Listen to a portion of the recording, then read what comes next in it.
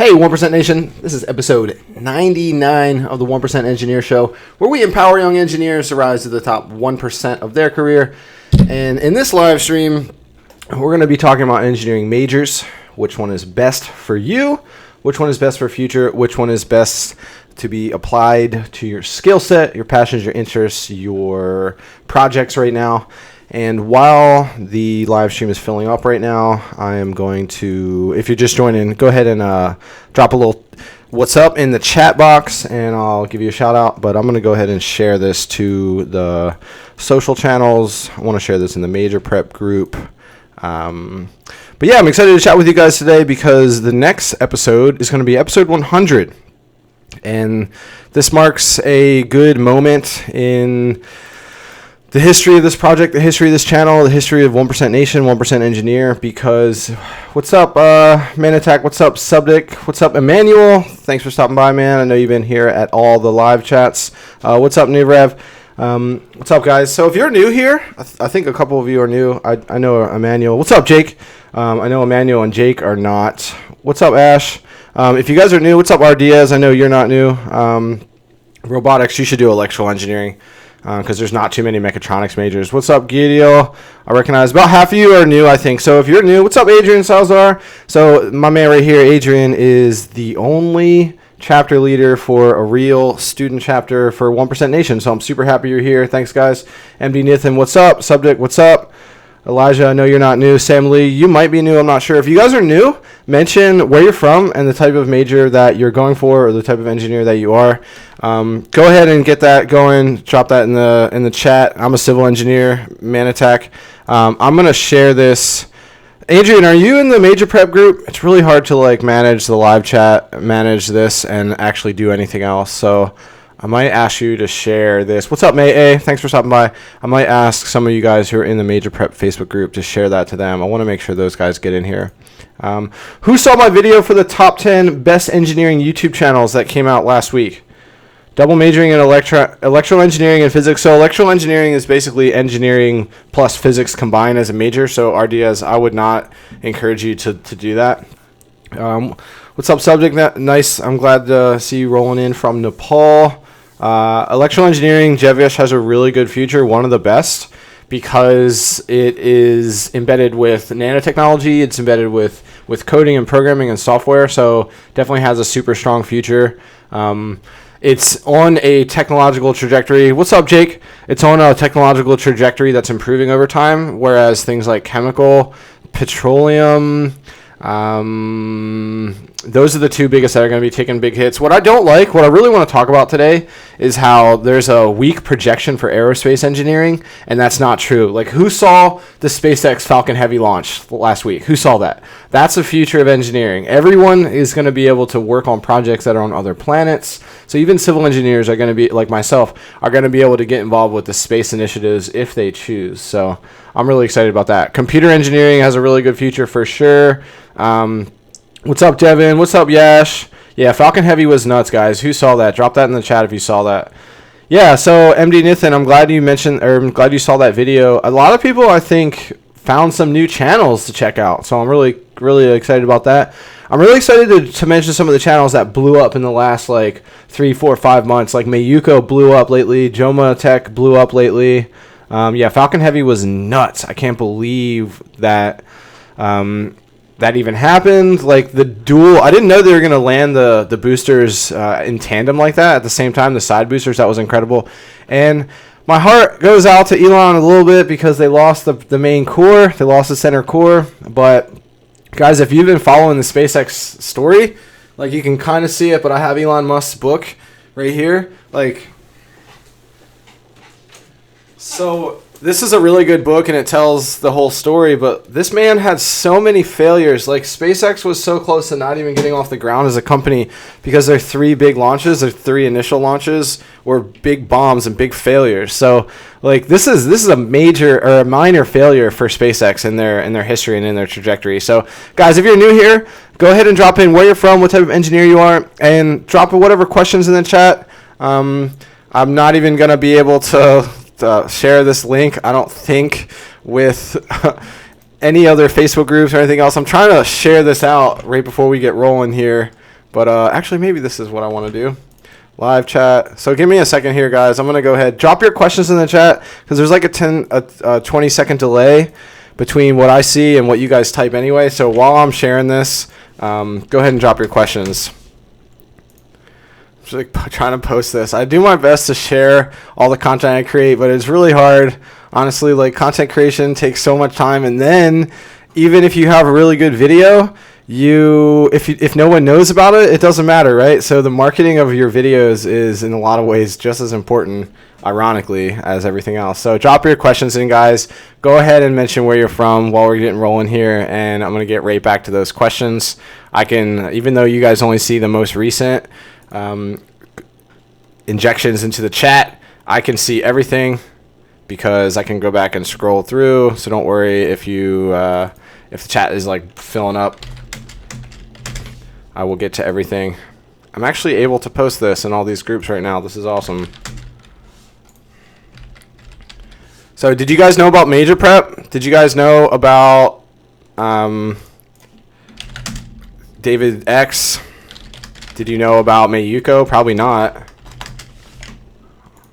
Multitasking is hard. Okay, I'm just going to share it to those. If I wanted to be a real boss, I would be live. I would go live on my Instagram feed as well, but we're not going to do that because I don't know why I don't do that, but just don't. Okay, guys, so getting to your questions right now. Thanks for a little bit of patience. So what do we got here? Mr. Aimless Tom, thanks for stopping by. I think you're new. Guys, make sure you hit that like button on this video too and subscribe and hit the bell if you haven't yet. So transportation engineer, Mr. Aimless Tom. I'm actually a transportation engineer, so you've come to the right place. Our biggest client is Del Dot. I don't know how to find an internship. Well, Mr. Aimless, what you need to do is you need to join your chapter of ASCE, American Society of Civil Engineers, and maybe even the American Society of Highway Engineers. Join those clubs and start going to their events. Like my local engineering university, they have speakers come in, they have events, they have networking things. Get dialed into the communities. Get out there and start meeting people who can help you get connected into people who can give you internships. And then you can probably do things like conduct informational interviews. You can go to job fairs and follow up and build relationships. You can connect with people on LinkedIn. There's a lot of things you can do, but the path to finding an internship is not applying online. It's not. You need to build relationships, and once people get to know you, they will give you an opportunity. They'll give you a shot. So that's certainly the path. Let me scroll back up here and look at these other questions. Subdic, what could be a major that bridges civil engineering and architecture? I'm currently studying civil engineer. Well, I think if you're a civil engineer already and you're interested in architecture and aesthetics and design, then you're in the right place. What's up, Patrick? What's up, Oscar? What's up, Devin? What's up, Jorge? So subject, you're in the right place. Like, we need creative engineers in civil engineering. We need people who are interested in design and interested in how things look. It's pretty rare to find someone who's interested in that. So you have an advantage. If you can survive the math in engineering, I wouldn't encourage you to change over to architecture. I'm not a big fan of architecture because only for people who can't survive the math and they don't have that left quantitative brain, then those people can be architects. No shade on architecture. I think it's a great field. I just know that it's a lot more restricted. It's a little bit harder to get your career launched in architecture. So if you're on the fence and you can survive the math, you should be an engineer. Patrick, thanks for the question. What should a person interested in humanoid I get this question so much. The people want to have a career in robotics and they don't know what to do, and that's because there are still not any majors that set you up for a career in robotics. If you've heard of the major choice called mechatronics, that's effectively mechanical things mixed with electronics, which is robotics.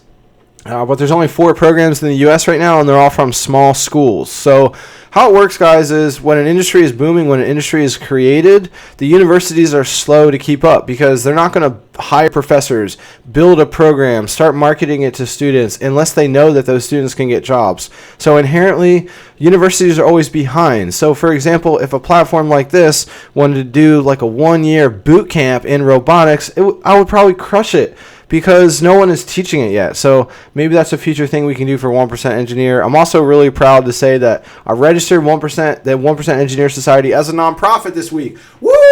Woo! So, Adrian Salazar, if you're listening, hopefully that is a vehicle to us getting more funding and sponsorships, because what a nonprofit allows you to do is people can give donations and then it can be tax deducted. That's the one difference between a business and a nonprofit and a charity. So, I'm really excited about that. What else you guys got here? Mohammed, thanks for the question. Hey, I'm from the UAE, the United Arab Emirates. I'm deciding between mechanical and civil. What you need to think about, Mohammed, is where your interests are. Are you taking things apart and tinkering and building little machines? Are you messing with robotics? Do you like code? Or are you really into bridges and buildings and infrastructure and design of our actual societal things that keep society running? That's the difference between civil and mechanical. They can cross. Civil engineers can work in mechanical and mechanical can work in civil. For example, one of the 3 pillars of mechanical engineering is actually the heating and the cooling systems in the buildings, right? So you can have a career there, or for example, if you want to be a mechanical engineer, you can design the parts that go into bridges, or a civil engineer, you can work for a mechanical engineering firm to make sure that the things that they're designing as a mechanical firm are actually being implemented properly into civil projects. So they can cross. But what's up, Trevlex? I always get a little tripped up on your name. It's hard for me to pronounce. Samir, thanks for stopping by. Hey, Jake, I just wanted to say you deserve way more subscribers for all the hard work. Thanks a lot. Well, guys, the way that you can support this, because I don't have some business or some service that I'm selling, there is no way to financially support by buying something. What you guys can do to support is share these videos with your friends, and even more notably, put these on Reddit. It's really hard for me to penetrate the Reddit market because I put my videos there and all the admins are like, oh, this is self-promotion. And I'm really just trying to help engineers everywhere, right? So the best way you guys can help is to like videos, comment on videos. That really helps YouTube understand that the quality, that the content is high quality. If you comment and if you like, and then share the stuff with your friends, right?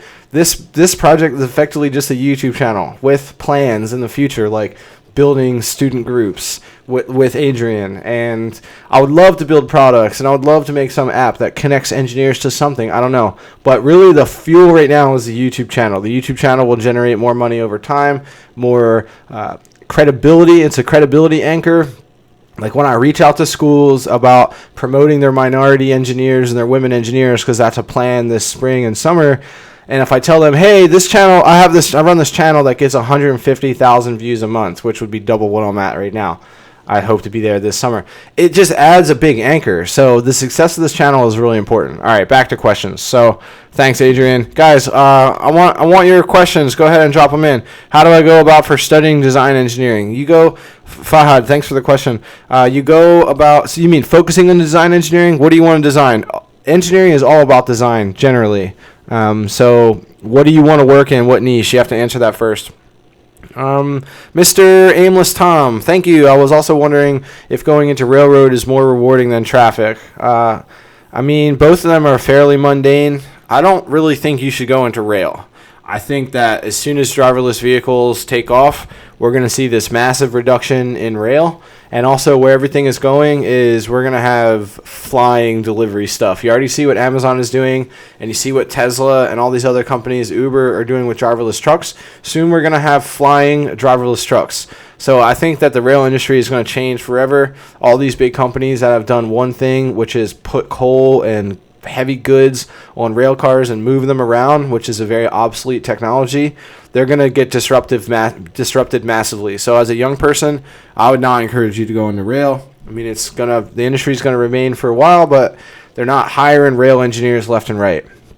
And I would also not encourage you to look into engineerings that are less mundane than other ones. You need to go into an engineering field that you're excited about, that you're interested in, that you're passionate about. Like, audit your life, guys. Look at the books you read and the YouTube channels that you watch and the content that you absorb, and what you actually pay attention to when you're walking around and when you're taking a trip and when you're talking about things. Are you really excited about this SpaceX thing? Are you really excited about robotics? Are you really excited about bridge technology? Are you really excited about saving the environment? That's the path to figuring out if you're going to be successful in engineering, not about which is the less mundane or which pays more or which has the best future. A lot of these have good futures in dynamic ways. They're going to change, but I really do believe that choosing the best major for you starts with you you auditing your life and being self-aware of what you're most excited about and what actually can get you fired up about working on a project. So that's been my personal connection to all this. I'm not as excited about what I do day to day in engineering. I'm more excited about making videos and helping engineers and creating content about career stuff. That's been what I'm most excited about, which is why I do this whole project, right? So I think you guys need to really look deeply. What's up, Manisak? Thanks for stopping by. Shout out to you being a student space ambassador. I'm really glad you're here. How do STEM sponsorships work? I know, Manisak, just to give people some context, that you're in India and your dream is to go to a school in America. So I think that's what you're talking about. I honestly have no experience with helping a international student get into the West beyond the graduate school level. I know lots of people from Pakistan and India and all over the place who have either been in the middle of their undergrad and they transfer it to a school, or most notably, they end up going to grad school. They get their 4-year degree in their home country. They crush it. They get good grades. They build good relationships, and then they apply to grad school in the West. And that's their ticket into Canada or into the U.S. And then again, they build relationships. They hustle, and you still don't have. That's not the golden ticket. The golden ticket is you have to get a job after you get that Western degree. So that's what we can talk about if you want. But I'm not exactly sure about how you can get sponsorships for school and things like that. What's up, Paradox? Thanks for stopping by. My name is Trevor. Guys, if you're new to the stream right now, make sure you hit the like button on this so more people can file in. I'd love to get this stream over 50 people. Mention where you're from. Mention the type of engineering that you're considering that is your favorite. And if you have a question, drop in the chat. Drop in the chat, guys. We're doing Q&A all day here today. Well, by that I mean for a couple hours probably. Paradox or Trevor says, meeting you through a friend of mine, which is Adrian. I guess it's Adrian Salazar. Your work is much appreciated. Thank you, man. I really appreciate that. Can you study abroad for a master's degree? Trivilex says, absolutely. So I did a video with Jessica Drusko from Steminin. You can find that on the channel. We talk all about her road as graduating from McGill mechanical engineering, and she's studying in Switzerland for her aerospace engineering master's. So I highly support anyone who's interested in that. Great, getting lots of questions right now. No, there's lots of people There's lots of people from Nepal. You may be the only one on the live stream right now, but there's people who visited the website, visited the channel from over 100 countries. I look at all the stats. Luis Fernandez, what's up, bro? Thanks for stopping by. I really appreciate you being so involved in the Discord channel. Guys, I have a Discord channel. I want you to join that right now. I'm trying to actually grow that in comparison to not just the Facebook group. I'm booting up Discord right now. But I really think that Facebook is not the best. I don't even know how to share this. Server, create channel. Yeah, I don't even know how to do this because I'm so new to Discord. But maybe, Luis, if you know how to share the channel, because I see that you're on Discord right now. If you know how to drop the channel link into the chat, go ahead and do that. But I think, who uses Discord? Drop in the chat right now. I want to know if that's a good platform for you guys to have conversations and ask me questions and things like that. Adrian, thank you, Paradox. I would like to encourage all of you, if there's a way to start a 1% Engineer Society chapter at your school. Absolutely, I support that. If you guys want to be chapter president of a new club at your school, 1% Engineer Society, let's talk about that. You can have that on your resume. You can have group meetings with me. Me and Adrian are going to start doing them with his students down there in San Antonio, Texas. I'm really excited about that. Oscar, what is the difference between an engineer and a project leader? So a project leader, or I would say a project manager, is a type of career trajectory that you can take in engineering. So any type of engineer, electrical, computer, civil, whatever, you can be a project manager because every engineering company works on projects. That's how they win work, or they have a budget for a certain project that has certain goals and a certain schedule and a certain team. So as an engineer, you have two choices in your career. You can either go into project management and into leadership, and then you would end up becoming a division manager and then maybe even a regional manager, and then that's your path to being CEO, right? That's your leadership, that's your management track. So you have to decide about 2, 3, 4 years in if you want to be on this course to being a project manager, or if you just want to be a technical expert. So for every project manager, for every leader type person in engineering, you have 5 to 10 technical people who need to support that team, right? You can only have one leader, and then you have to have a team who's better than that leader at their certain technical expertise thing, right? So it's okay. Not everyone, we can't have this world with all leaders, but that's the difference between becoming a manager and becoming a technical leader. Mohammed, thanks for the question. Nivrav, shout out to you. Thanks for the question. Wasika Group, thanks for stopping by. Jorge, and glad for the question. Hector, thanks for stopping by. Guys, if you're new here, go ahead and hit the like button on this video, and make sure you subscribe. Make sure that you hit the bell so that we can get notifications for videos. I release one every Wednesday and stream. I'm trying to stream this time every Saturday if I can, if I don't have anything going on. Mohammed says, hey Jake, I kind of want to be a hardware engineer, but I'm wondering if they code. Yeah, absolutely. So if you want to be a hardware engineer, you should be a computer engineer, because you have to tinker with Arduino things as you get rolling, and you have to know how to code, and you need to know how to do circuits and power, a little bit of power stuff. So I would encourage you to look at computer engineering. What's the best field to specialize? Nivrav, thank you. What's the best field to specialize in for civil engineering between structures and transportation and geotechnical? As always, my response is whichever one you like the most. They don't put you into transportation or geotech or environmental or water resources type courses until your third year in engineering, because you have to learn all the fundamentals, and then through learning those fundamentals, you will potentially learn which niche, which type of engineering you are most excited about. So that's, as always, that's what I think is the path to being successful and figuring out where you can have a good job. You need to figure out which one excites you the most. Geotechnical has a good future. Transportation does too, and so does structural. All of those have equally solid futures. So you just have to make sure that you're excited and you actually like that type of engineering. I really do believe that's the path to success. What do I think, Luis, what do I think of the top 5 companies for each engineering field? That's a tough question that would require a little bit of research. I also believe that there's a lot of things that you would need to consider before that answer. Like, say I was going to make a video for each, the top 5 companies for chemical, mechanical, electrical, and computer. So if you had aerospace in here, clearly it would be SpaceX, Blue Origin, which is the SpaceX version for Amazon. That is a competitor. Jeff Bezos is running that.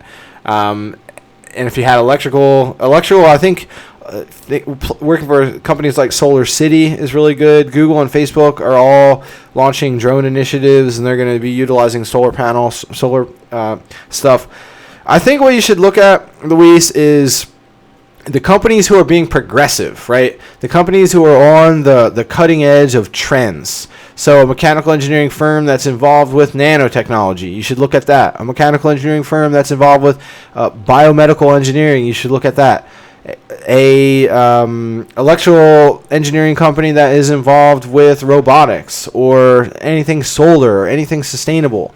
Civil engineering as well. A civil engineering company who is trying to be LEED certified in all the projects that they build, trying to be as sustainable as possible, trying to utilize softwares like BRIM and BIM and geographic information systems, like people who are using progressive technologies and doing aerial surveying as a civil engineering firm. So I think it's going to depend a lot where you're from, the type of career future that you want. Like, for example, if you want to be a geotechnical engineer in civil, then my company recommendation would be a lot different versus if you were transportation, right? So I think that's a very broad question. Chelsea, what's up? Thanks for stopping by. I know you're at a lot of these live streams. Tomi, thanks for stopping by. Hey, can one of you guys from Joma Fam drop this live stream chat in the Discord channel for Joma Fam, Joma Nation? That's Joma Tech, guys. He was in my top 10 YouTube channel list lately because that community is awesome. So, Tomi, I'm glad you stopped by. Zelos, shout out to you. Thanks for stopping by. What else do we got here?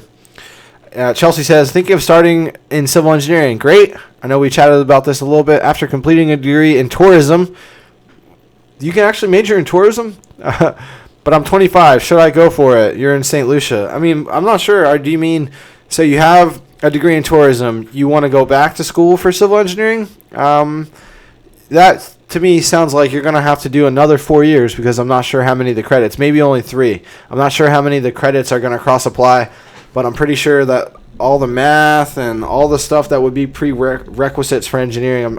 I doubt you've taken all that stuff. So I don't think we've ever talked about that for you. Maybe I'm thinking of someone else, but that seems like a tough thing to consider. We can talk offline about that. Why is so good group? Thanks for doing what you do, Mr. Jake. You can just call me Jake. Doing designing and mathematical calculation. Awesome. Which is better for me, civil engineering or architect? Well, if you're already talking about designing and mathematical calculation, then I would imagine that you're a little bit more. You actually are okay on the math side. For architecture, for people torn between architectural and civil engineering, my biggest consideration is, can you do the math? Can you do the math? That's the one thing I ask them. Can you survive the technical courses? Because if you can, then you should do civil engineering. If you hate the math and you just like the design and the aesthetics part, then architecture is for you. Jorge says, thanks for the question. I took a couple of years off after graduating high school, and this channel has by far been the best way to prepare for the summer to come. Great. Thanks for that. Jorge, as you're here right now, I hope you are, what is your number one biggest question you have going forward, biggest fear, biggest issue, biggest concern going forward? What can I help you with today?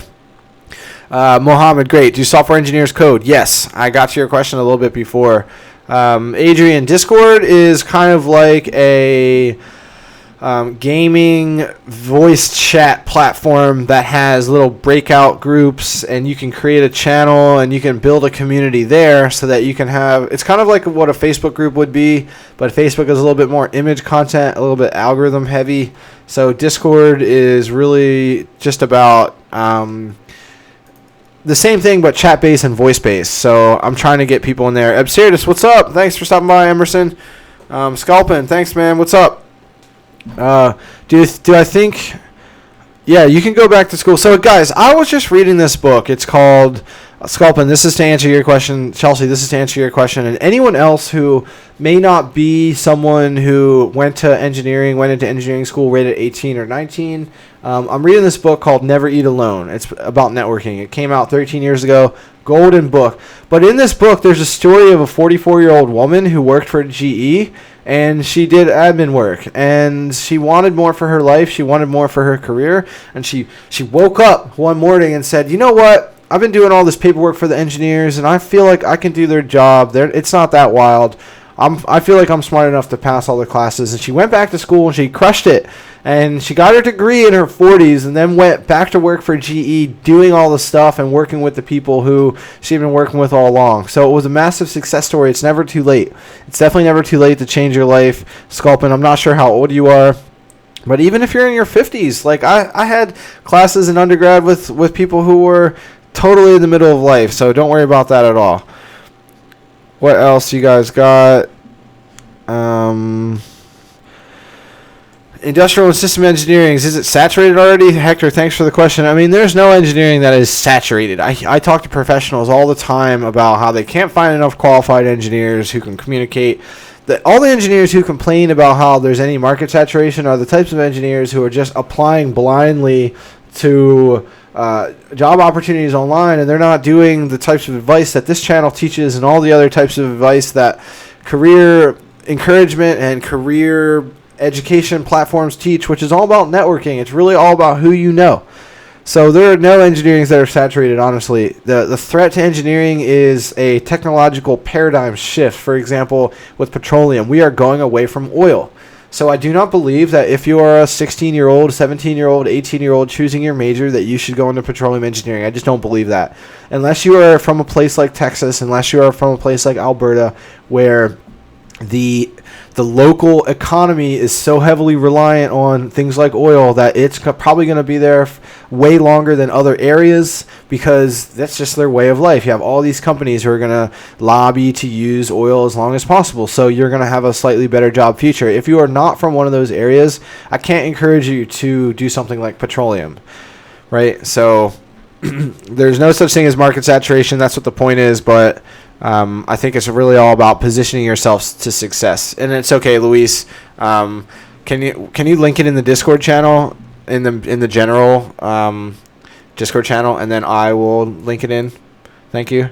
What else you guys got here? I try to be as fast as possible to replying to questions so you guys are as happy as possible. If you're just new here to the chat, mention where you're from, mention the type of engineer you are, and go ahead and subscribe, guys. Make sure that you hit the bell. Make sure you hit a like on this video too. It will help this video pop up for other people. Jorge, how to brush up on my math after taking 2 years off. I think you should utilize the free resources like Khan Academy and Coursera. That's what I would do. I would go to those platforms and I would start just watching the videos and doing practice problems. I think doing practice problems is key to understanding. Mohammed says, sir, you guys can just call me Jake. I want to do a master's in civil engineering. Which course is better, construction management or structural engineer? Again, guys, I really do believe you have to decide what is most interesting and exciting for you. Construction management is way different than structural engineering. Big difference is that construction management, you're actually there at the projects, making sure everything is happening properly. You're managing budgets, you're managing schedules, whereas structural engineer, you're more so designing stuff. You may be checking designs, you may be analyzing designs, you may do a little bit of bridge inspection, but you have to decide, do I want to design or do I want to really manage projects? So that's the difference between construction management and structural engineering. If you guys are interested, I interviewed a professor in construction engineering and management, so go ahead and look for that video on the channel. And I've also had a structural engineering PhD who works in the professional world as a bridge engineer. That was Nehemiah Mabry, so check that out. They're both on the channel. Motivational movies on engineering. I'm actually making thank you. I'm making a motivational video for engineers. It's just delayed. Aloha, Mark Filipos. I guess you're from Hawaii. Thanks for stopping by. Never Eat Alone is a good book. And Sculpin, if you are 25, you have nothing to worry about. You have plenty of time. You're still just a kid. I'm 30. I feel like I'm a kid. So it's definitely not too late for you. Itzel, thanks for your question. Thanks for stopping by. Basadiku, thanks for the question. Itzel, mine for numbers. Barbara, I don't know what you're talking about. Matisak says, you can just call me Jake, man. You don't have to call me sir. How can I represent your 1% engineer initiative in my high school? You can share the videos with people. If you think that this stuff is helping you, you can share them with your friends, and it'll probably help them as well. What can I do along with presentation? So Mandasak, I don't know if you saw that video that I made for the Mars generation, and it was released on this. My 5 tips for public speaking and how to do a presentation and how to have people connect with your talk and actually be engaged and actually make them feel inspired at the end. So check out that video. It just came out. It has Oprah Winfrey on the thumbnail. Adrian says, 34. Yep, dropped out of high school. Wasn't sure how well I do. I can tell you that with pride, I'm exceeding in college, and my confidence has grown. I'm still at a 3.8 GPA, or I'm sitting at a 3.8 GPA. You can do it. Yep, thank you, Adrian. Another big shout out to you, Adrian. Salazar is the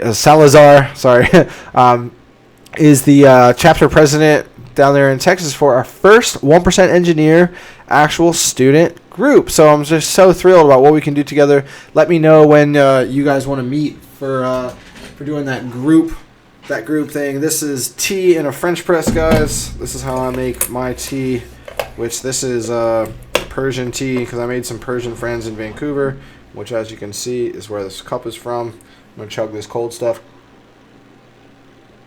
I drink coffee all week. Guys, are you coffee drinkers or tea drinkers? Drop in the chat. I drink coffee all week at work, and then during the weekends I make black tea and drink a lot of it. Because caffeine is my jam. I'm a big fan of caffeine. You guys will never hear me make any content that is anti-caffeine. I think that's crap. Absurdus, my boy Emerson. I'm reading How to Win Friends and Influence People. Great. As per your recommendation, and it's great. Thank you. Yeah. Never Eat Alone is pretty good. I would also recommend books like Habit, The Power of Habit. I would recommend Think and Grow Rich. Those are really good. It's all about goal setting. What kind of business? So, Basadiki, great question. What kind of businesses can an electrical engineer do? So, I guess what you're asking about is what type of businesses can you start? How can you become an entrepreneur within electrical engineering? That's at least what I'm going to answer because that's what I want to answer. And in terms of, I don't think what you're asking is what fields I can work in and where can I have my career in electrical engineering. I think you want to know how to start a business within electrical engineering. So the way to start a business here is this, guys. What you do is you look for problems. You listen to people complaining. You listen to, say you're an intern. You listen and you have an internship, and you listen to what those colleagues complain about, where they waste their time, where their pain is. And if you can build them an app or build a web app or some sort of solution, augments or automate something, write some software that does something, or like this. The basis behind 1% Engineer is the problem is that engineers don't know how to actually launch their career and be successful, and that starts all the way back to choosing the right major. There's a problem in the world.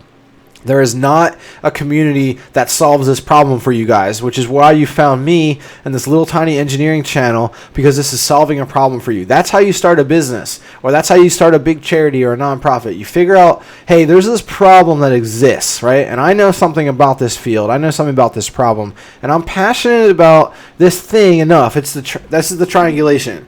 You have to find a problem.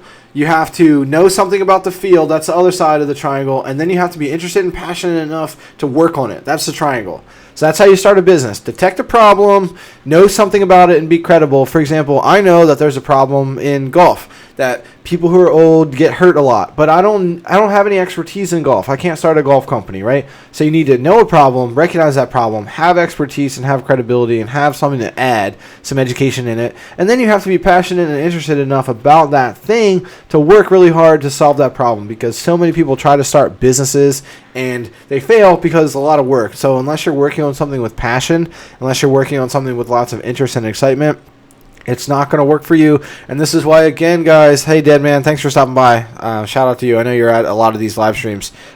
So, again, this is why I talk so much about career passion and making sure that you're really interested in whatever you're studying as an undergrad, because that is truly the first step to being successful. You have to wake up and be excited about what you're learning in classes. And, yeah, of course, it's really hard, but you have to at least know that if you can make it through some of these classes and you get to the ones that are about what you're actually going to do in your career, for example, civil engineering, we didn't start learning about transportation and environmental and geotechnical until about halfway through. So once you get through that initial wave, if you're not feeling excited about these classes, then something's off. So you're not going to have that inspiration to keep working and keep going unless you feel excited about what you're learning, unless you feel excited about what you're working on for your job. So that's always the first question. Guys, if you're new to the stream, go ahead and hit the like button on the video. Subscribe, hit the bell, because I release like 2 or 3 videos a week. So I want you guys to have as much value from this. Deadman says coffee. Mark Filippo says coffee. Thank you. Adrian says coffee and tea. I want to make sure I don't miss any other questions here. Mohammed says transportation engineering includes which projects? No, so transportation engineering has lots of avenues. You can, yes, work on roadway design. You can work on traffic, like what I do. You can work on transit, like buses and road and rail, and other types of small transit. You can work with freight, so moving goods and services around. You can work on safety, so keeping all this stuff safe. You can work with data. You can work with smart cities. You can work with supply chain management. There's a whole bunch of different things you can work on. Coffee Addict from South Africa. Nirav says that, I'm pretty sure South Africa makes good coffee. Pretty sure I've seen about that. What are video games? So Christian says, video games will waste your time now. Do I look back at it? Hell no. I think that video games shape you as a critical thinker and a strategic thinker. I was a chess player growing up, so I played a lot of StarCraft. I played a lot of Diablo, and then I played some competitive Halo 3. So I think it helps you think tactically, and I think left-brain thinkers, it really puts their brains against other humans, or things like Kerbal Space Program, or even Minecraft, or SimCity type games. It gives you the ability to have a left-brain mindset, and then incorporate some creativity into it. So I think video games are really good. I would not discourage you guys from playing. If you're in college, I don't think you should, because there's other things you can work on and spend time on. But if you're in high school, at home at night, if you don't have other things to work on, yeah, I would play games where you can learn, you can exert your creativity, you can design stuff.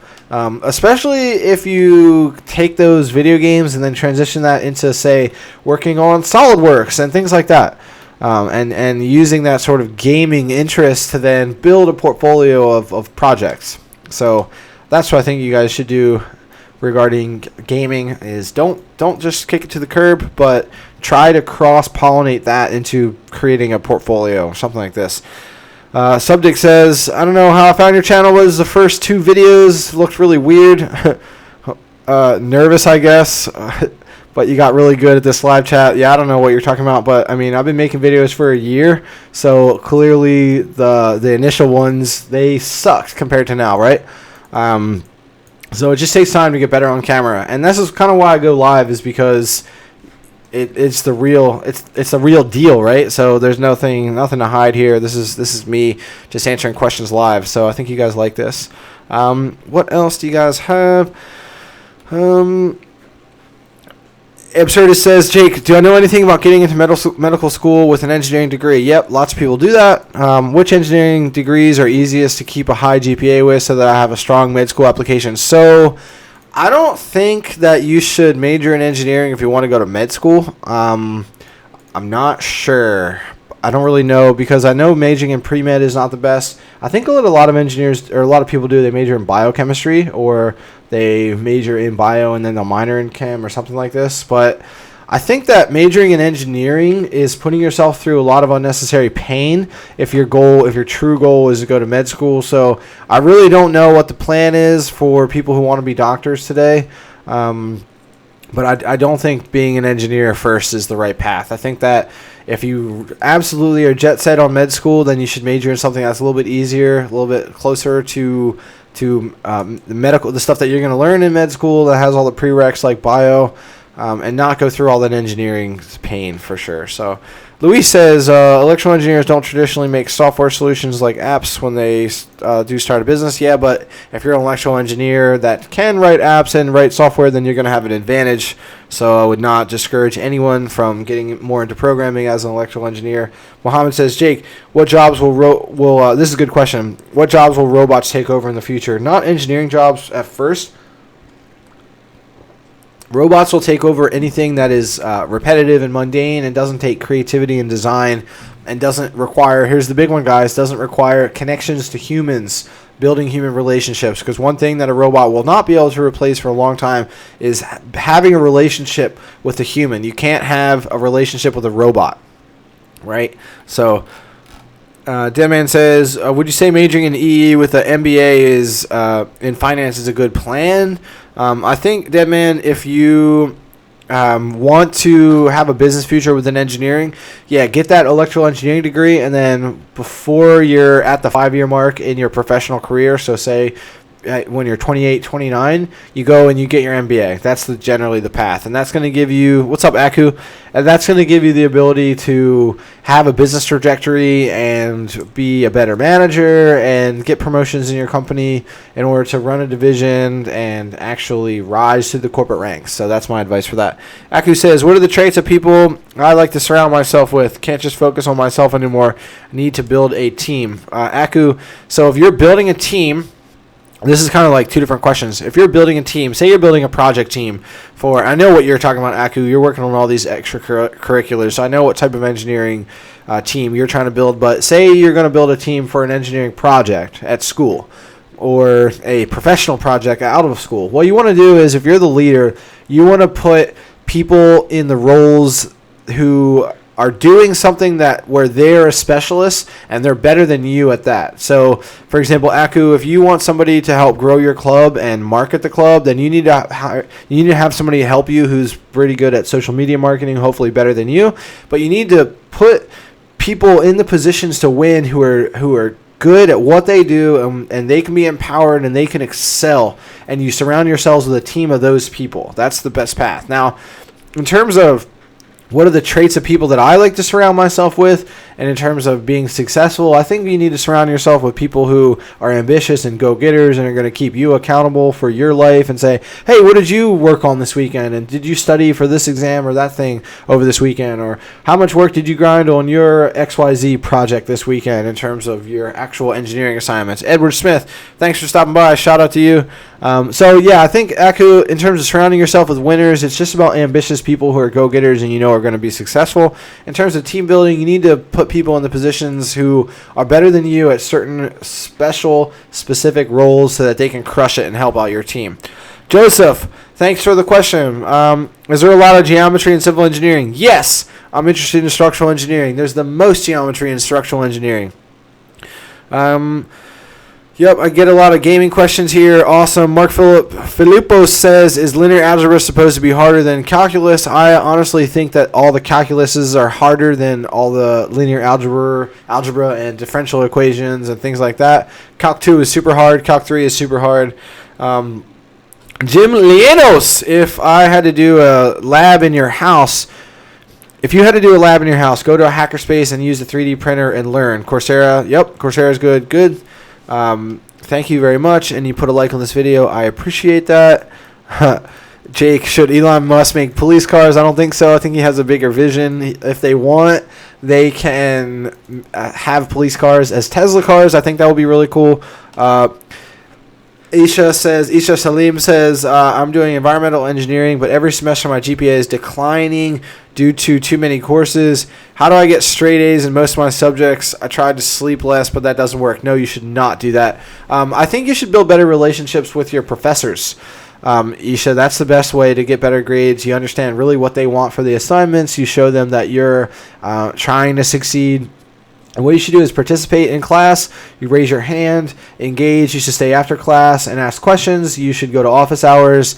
And when you build this good relationship, you're going to understand what's coming up on the exams. You're going to understand what that professor really wants for your projects and your final exams, what the content will be. So that's the best path. The other tip is to study with other go-getter engineers, study with a group, and build a relationship with your TA. But you see that what the tips are for this is build human relationships and really make sure that you are surrounding yourself and putting yourself in an environment to win, whether that be more time around your professor or more time around actual students. You're going to crush it and get A's.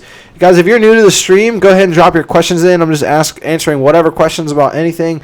Most notably engineering majors, and shout out, give yourself a shout out, mention where you're from, mention the type of engineering that you're trying to do, and I will give you a shout out in the chat. I'm going to go back and make sure I don't miss any questions. Subject says, how I found your channel. Oh, sorry, I already asked that one.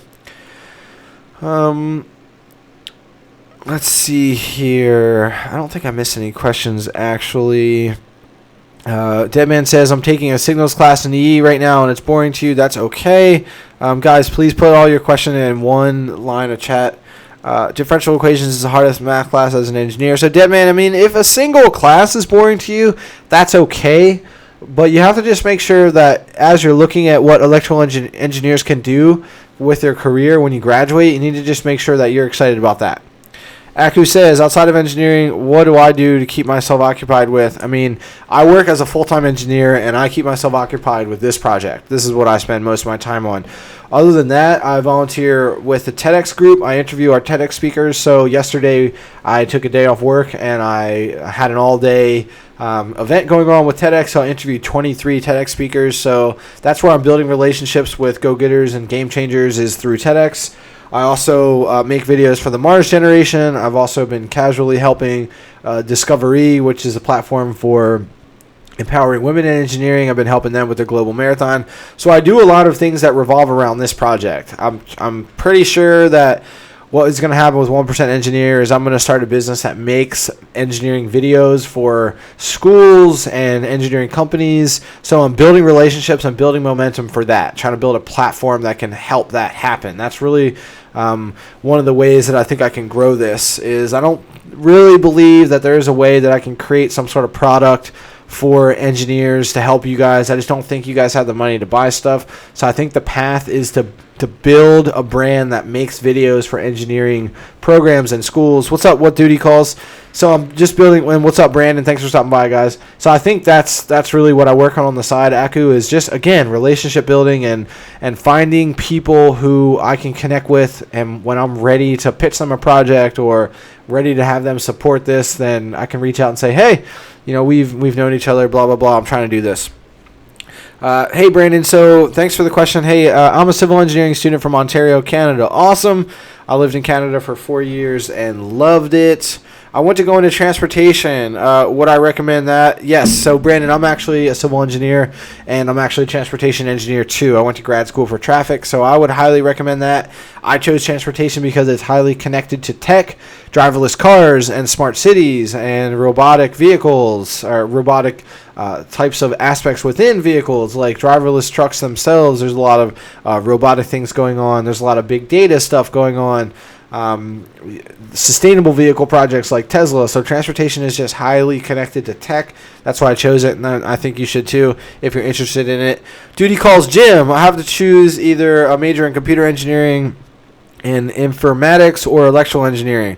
What would I choose to maximize my salary and employability? I don't care about difficulty. So, Jim, this is the most common thing that I get is which is going to have the best future and what's going to pay the best. Honestly, you can get a high salary in any engineering. It's all about how you crush it in your career, and are you excited about it enough to rise to the ranks or be a technical superstar. So you have to just choose whatever you're most excited about. So if you look at the difference between computer and electrical engineering, it works a little bit less with the actual computer hardware, like Arduino board stuff. If you're really into that, then you should go into computer engineering. But each of those has the ability, like electrical versus computer, each of those has super high starting salary and super good future growth. So you just really have to choose whichever one is in your area. Like, I would not encourage you to go out of province unless... Answer this question for me, Brandon. This is for duty. For Jim, for duty calls Jim, if you're in a state that offers good, say, just electrical engineering programs and there's not good computer engineering programs, just do electrical, right? You're going to be able to cross between the two, but definitely don't go out of state, and make sure you're choosing the one that is most exciting for you, because each of those is going to have a successful future. So, Mark Filippo says, first year taking prerequisites. That's awesome. I have no idea what discipline you want to go into. Then I encourage you just to start watching videos and reading about the different engineerings to figure out what most excites you, and just look at whatever you just audit your life. Are you looking at more content that's about this type of thing versus that type of thing, like electrical applications or robotic applications or software? Like, what are you actually excited about? So, Duty Calls Jim says you're in Greece. You just have to look at whatever Greek schools offer electrical or computer engineering programs, and you'll be okay. Emmanuel says, I think this is the reason why you guys find college so hard in engineering. Yep, great. Hey, Jake, thanks for answering my question. No problem. New to the engineering 1% Nation. Awesome, Brandon. Yeah, just make sure you hit the bell on the subscribe button so you don't miss any content. What are the questions you guys have? Feel like I'm trapped in school, Christian says, in the system to get a degree to prove to other people that I'm smart and driven. I want to spend my time building a business, and I feel impatient. Yep, I feel the same way too. Don't feel impatient, Christian. So this is what I encourage you to do is, while you're in school, what are you working on that is getting you closer to starting that business, right? Are you putting out content like me? Are you building an audience? Are you building authority in whatever niche you think you want to launch your first business? There are ways for you to work on your business while you're a student. You may not be able to generate a whole bunch of money right away, but you can start to create MVPs. You can start to, no problem, Isha. You can start to create minimum viable products. You can start to create a community, a tribe around this problem that you want to solve as a business owner. You can take courses in entrepreneurship. You can build relationships with other people. There's probably an entrepreneur club at your school. If not, you should start one. There are ways that you can start to churn and burn and create momentum for yourself even while you're a student. The path to being a successful entrepreneur is not dropping out of school and not getting a degree. Trust me, you will regret that. Don't do that. What other questions? Guys, if I ever missed your questions, just go ahead and drop it in the chat below. Make sure that I actually find it, or I actually don't miss it forever. Nivrav, if I missed your question, or if you're still in here, the way to get an internship as a civil engineer is to build relationships, do informational interviews, go to job fairs, connect with your clubs and your engineering societies on campus, and go to the professional events that they have and build relationships. That's really the only way. My Marcelio Escobar. Sorry, I'm not sure how to pronounce your name. What does a PhD get you in engineering? So if you want to get your PhD in engineering, you're pretty much having a career in academics. So maybe you want to be a professor or you want to be into research. Depending on the type of engineering you're interested in, you may not need to get a PhD at all, because it may not help you at all, which is the case. For example, if you want to get an electrical engineering PhD and go work for a company, it's not going to help you. Same thing with computers, same thing with software. You don't need to do any of that. So it's really just for research. If you want to be a professional researcher, and if you want to be a professor, that's what it would help you in. And no problem. Thanks, Nivrav. I'm glad you're still here. Really appreciate that. Make sure you guys are subscribing to this channel and hitting the bell, because I think people come and go on the live stream. So if you're new, make sure you subscribe. Make sure you hit the bell. Most companies do informational interviews, Deadman, if you ask for it. So the path to informational interview is to build a relationship off of something like a LinkedIn connection or a job fair, or if you meet a professional at a networking event, or say they're doing a talk through one of your engineering society nights, a networking night. And then thanks, Adrian. And then you email that person after you get their card, or after you figure out their contact information. You say, hey, I met you at this thing. Thanks. I really appreciated that you said this. I really liked this thing that you said. Reconnect. Thank them and say, I'm going to go do this, and then I'm going to be back in touch, or I'm going to learn about this next thing, or just keep in touch with them. And then after like 2 or 3 months of staying in touch, like you email them every 2-3 weeks, you can ask them to go into their office and do an informational interview, and they will say yes. They will say yes for sure. Jim Leonos suggests that duty calls Jim will go outside of university for Greece, especially for masters. Sure, I have no idea how to advise you guys for that. Absurdist says, right now I am a high schooler in an early college program. All my classes are free, and I've finished my high school requirements. What are some good freebie classes for you to take? I think you should take stuff in coding. I think you should take any sort of classes that are going to help you with public speaking. If there's communications classes, what I think you should do really is take software classes. Become a better coder. That's going to really help you as a student. That's going to really be marketable for you in your internships. Otherwise, business classes are good. Communications classes are good. But you can take AP courses that are going to transfer into engineering, like AP Calc, AP Chemistry, AP Physics. If you can do all that, depends if you're trying to have an easy final year in high school. I don't think you should, though.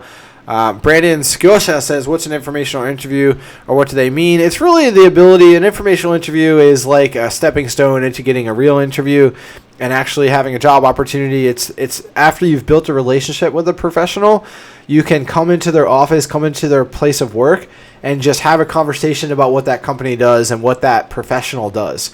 And they can ask you questions about you and what you're up to, because they're potentially interested in you as an intern, but mostly it's just to soak up information and for you to build a better relationship with this career professional. It's really an opportunity for you to get dialed into that company and that professional. Username says, which path should I go if I want to go into automation, electrical, or mechatronics? Well, because there are very few programs into mechatronics in the world, because in the U.S. there's only 4 undergraduate programs right now that offer that, I don't think you're going to have the ability to major in mechatronics, so you should go into electrical. That's what I suggest to everyone. And then just make sure that if you want to have a career in automation, you're taking as many coding classes as possible. That's what I think you should do. Make sure that you're equipped with software engineering. Make sure that your expertise in that is honed. So Jake Rauluto, I have such a hard time pronouncing your names, but it's okay. Jake, thanks for the question. So I released a video lately called Do Engineers Party? And I had a really cool social life, really good party life as an engineer, because I just made that my mission to do that. I did my work. I got my B pluses and my A minuses. I did not try to get a 4.0, and I tried to have as much fun as possible and just build relationships with other ballers as possible. Like, I didn't hang out with people who were going to fail out of college at these parties. They were all smart people, successful people. So I just made sure that my social circles were as strong as possible. But I think if you want to be a mega nerd and get a 4.0, you're not going to be able to have fun and have a good social life and party. But honestly, like, If I could put my life on repeat and just redo college forever, I would, because you have a lot of fun. You build awesome relationships. You're constantly learning things. You're interfacing with people like professors all the time who can literally change your life. It's a really good environment. So to put yourself through the pain and never actually have fun and never have a good social life is very, very silly. So social life in engineering, if you want to have a good social life, you can. Mohammed says, I need to make sure I don't miss any of these questions. Okay, good. I don't think that I did. Zelos, thanks for the question. If you're still here, make sure that you mention it. Do I think making research papers is a better investment to postgrads than organizations? I don't really understand your question. Do I think making research papers is better investment for postgrads? I mean, honestly, doing research paper as a postgrad is pointless unless you're trying to get into grad school and you're trying to like publish your own papers or something. Zelos, if you're still here, make sure that you explain your question so I can actually answer it, because I'm not exactly sure what you're trying to figure out right now. Mohammed says, is there any role of a structural engineer and construction management engineer in transportation engineer? So structural engineer and transportation engineer are niches and avenues that you take within civil engineering. Construction management is a whole different path. Construction management is different from civil engineering. So they are different. They are two different career orbs, construction management and then civil engineering. And from that, you can become a structural expertise. You can have transportation expertise. But construction management is different from the three of those. Construction management is more about managing projects, managing schedules, managing financials, and actually being there on site. Whereas civil engineers more so work with the design, like me as a civil engineer, and transportation. I'm actually doing the design and the plans for the signs and the signals and the construction plans and what actually is going to happen and all that type of thing. It's more of a design aspect, whereas construction management is there, making sure things are being implemented properly. So it's a lot more coordination with humans. It's a lot more actual budgeting and scheduling.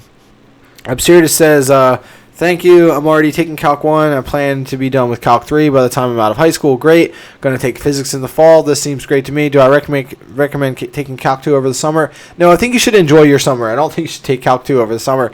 I guess, I'm not sure if you're talking about Calc 2 in high school. No, I think I would not advise that, honestly. A super nerd advisor would probably tell you, yeah, go ahead, do that over your summer. Nope, I don't think you should do that.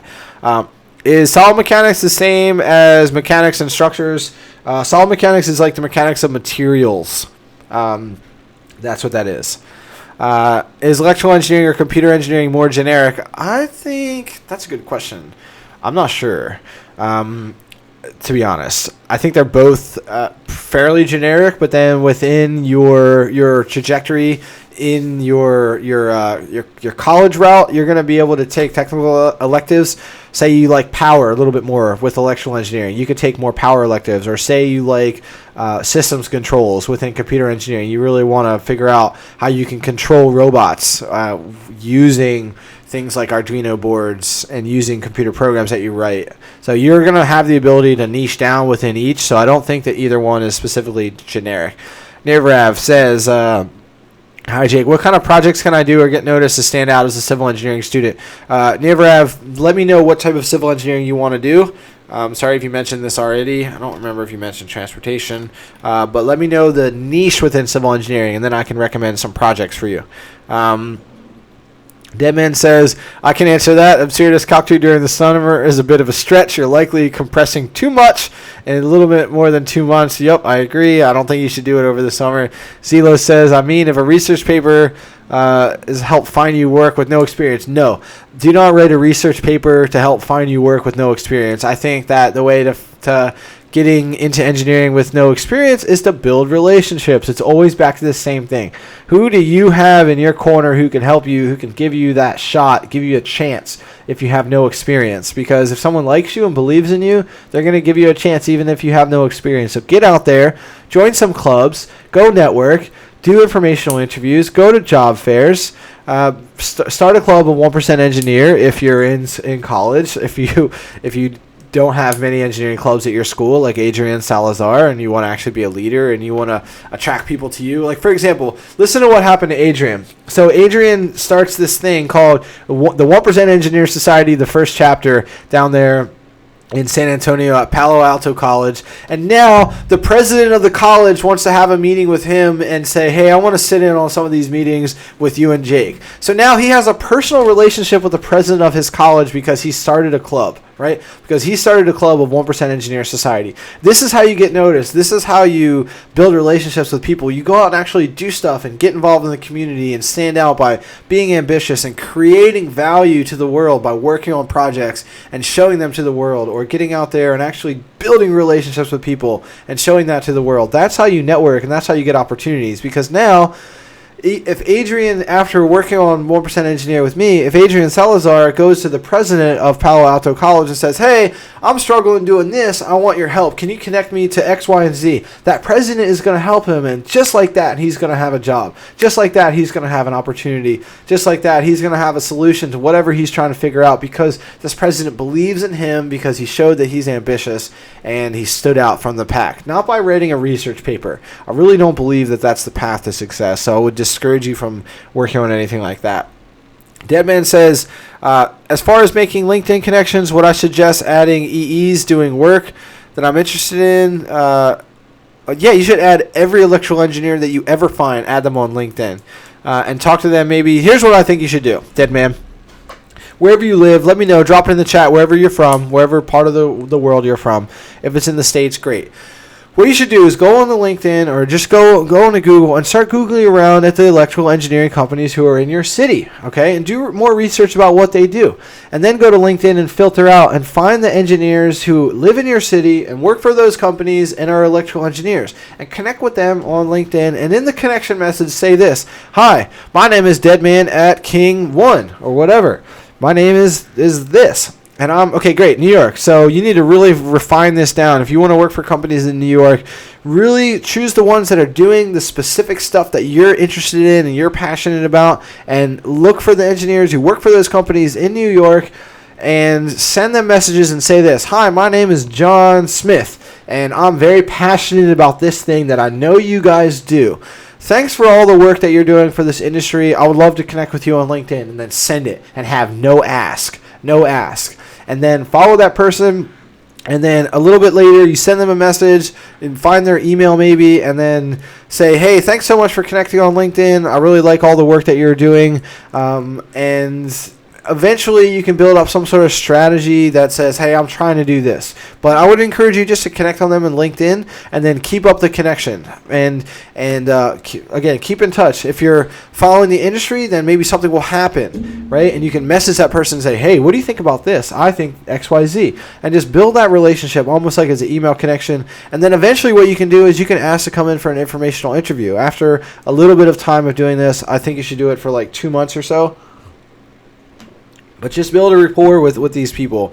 You should follow electrical engineering blogs that maybe are written by a New York City person or something like this. But just find these communities, find these people, and build relationships with them simply through sending messages to each other. It's really easy. We've never been able to do this before, but LinkedIn and Facebook groups, like I'm sure there's a New York City or NYU, maybe these different colleges have Facebook groups for electrical engineers. You need to get in those places, get in these communities, and build relationships with these people first. What's up, Elizabeth Hernandez? Thanks for stopping by.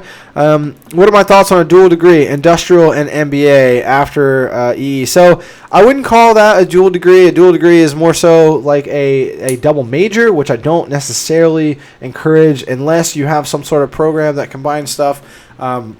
Elizabeth, I don't know if it was you, but somebody was telling me about this 5-year program where you get an engineering degree and an MBA. So if you can do that, yeah, that's good. Otherwise, I think you should just get whatever type of engineering degree you want, and then wait like 3, 4, 5 years, and then go back to school and get your MBA. If you think you're the type of person that wants to manage projects, lead people, run a small company one day, that's what an MBA will do. Because if you're quiet and shy and introverted and your destiny is to be a technical expert, which is totally fine, then that MBA is not going to be the most valuable for you. Absurdus. Oh, never mind. That's a question to someone else. Username. If you're still in here, go ahead and drop in the chat. Guys, if you're new to the chat here, go ahead and give yourself a shout out, what your name is, or sorry, where you're from, the type of engineer that you are. And if you have a question, drop in the chat below. Make sure you leave a like on this video right now, guys. Smash that like button. And make sure you subscribe. Make sure you hit that bell. I want to grow this community as big as possible so I can help engineers everywhere. And that's the way. So, yeah, Elizabeth, 5-year program. If you can get an MBA with a 5-year program, do it. Especially if you think that you are a people person, if you're social and you have the ability to manage teams and lead a small engineering division one day. If you think that your future is in management, Elizabeth Hernandez, then that MBA thing should definitely be for you. So thank you, Deflector, for that question. TS, thank you. Duty Calls Jim, thanks for more questions. I'm going to get to them in just a second as I go back and look at the questions that are just before you. Brandon says, I'm in my 2nd year of civil, so I haven't done too many classes in transportation. That's fine. Is there anything you recommend in starting learning, looking into helping me for transportation engineering? Yeah, I think that if you look at the types of softwares that transportation engineering is up to, tell me what you're interested in terms of transportation. But if you look at Synchro, if you look at GIS softwares like QGIS, if you look at Vism, if you can learn anything about CAD, but if you can develop some skills within transportation engineering, for example, CAD, learn AutoCAD. Figure out how you can start tinkering with that, because then that's going to be marketable. You're going to be able to get an internship even after your freshman year. If you approach a company like mine, Pannoni, who hires interns and say, hey, I'm already pretty good at drafting. You don't need to teach me how to draft, or you don't need to teach me how to do synchro, or you don't need to teach me about how signalized intersections are designed. Actually develop some skills that are used in the office, and then you can get a jump start into your career. And in terms of learning about transportation, if you don't want to build an expertise necessarily, if you're thinking about learning more about the industry, just Google about transportation engineering. And maybe we can talk, I can make a video about this, but there's all different types of facets within transportation, like safety and transit and traffic stuff, which is what I do. There is air travel, there is supply chain management, there is driverless vehicle technology, there's smart cities, there's urban planning, there's a whole bunch of different stuff within transportation. So I'm not sure if you're trying to build expertise, Brandon, or if you're trying to just learn more about the industry itself. Mohammed says, construction engineers work on green technologies. Yes. Design structures of vehicles and ships? No. Aircraft, spaceship? No. What structural engineers do is they design buildings and bridges. So if you want to get more into building ships and vehicle stuff, there's this thing called ocean engineering. If you want to do aircraft and spacecraft and satellites, then you should get into aerospace engineering. Green technologies within structural engineering, yes, there's this thing called LEED certified, LEED, LEED certified. That is sustainability within building design and building engineering. Absurdity says, hey, Jake, if I get into Georgia Tech, great school, by the way. Yeah, dude, I would love to have a 1% engineer chapter at Georgia Tech. That would be very, very cool. Nivrav Sev, relating to my previous question, you're torn between structures and transportation. Easy peasy. Nivrav, what you need to do is what excites you the most? Are you more excited about buildings and bridges and this type of infrastructure, or do you like a little bit more about transportation, right? Like, what are you interested in within civil engineering? What makes you want to be a civil engineer? And then you can choose between structural or transportation. Mohammed says, construction management works as planning engineer in Gulf countries, such as road projects and tunnels. Great. It's not related to transportation. Great. Awesome. Thanks for mentioning that. Sorry. TS says, sorry, couldn't go to last week's. That's okay. Deflector, great. If you have any questions or anything, drop it in the chat. I'm glad you're here too.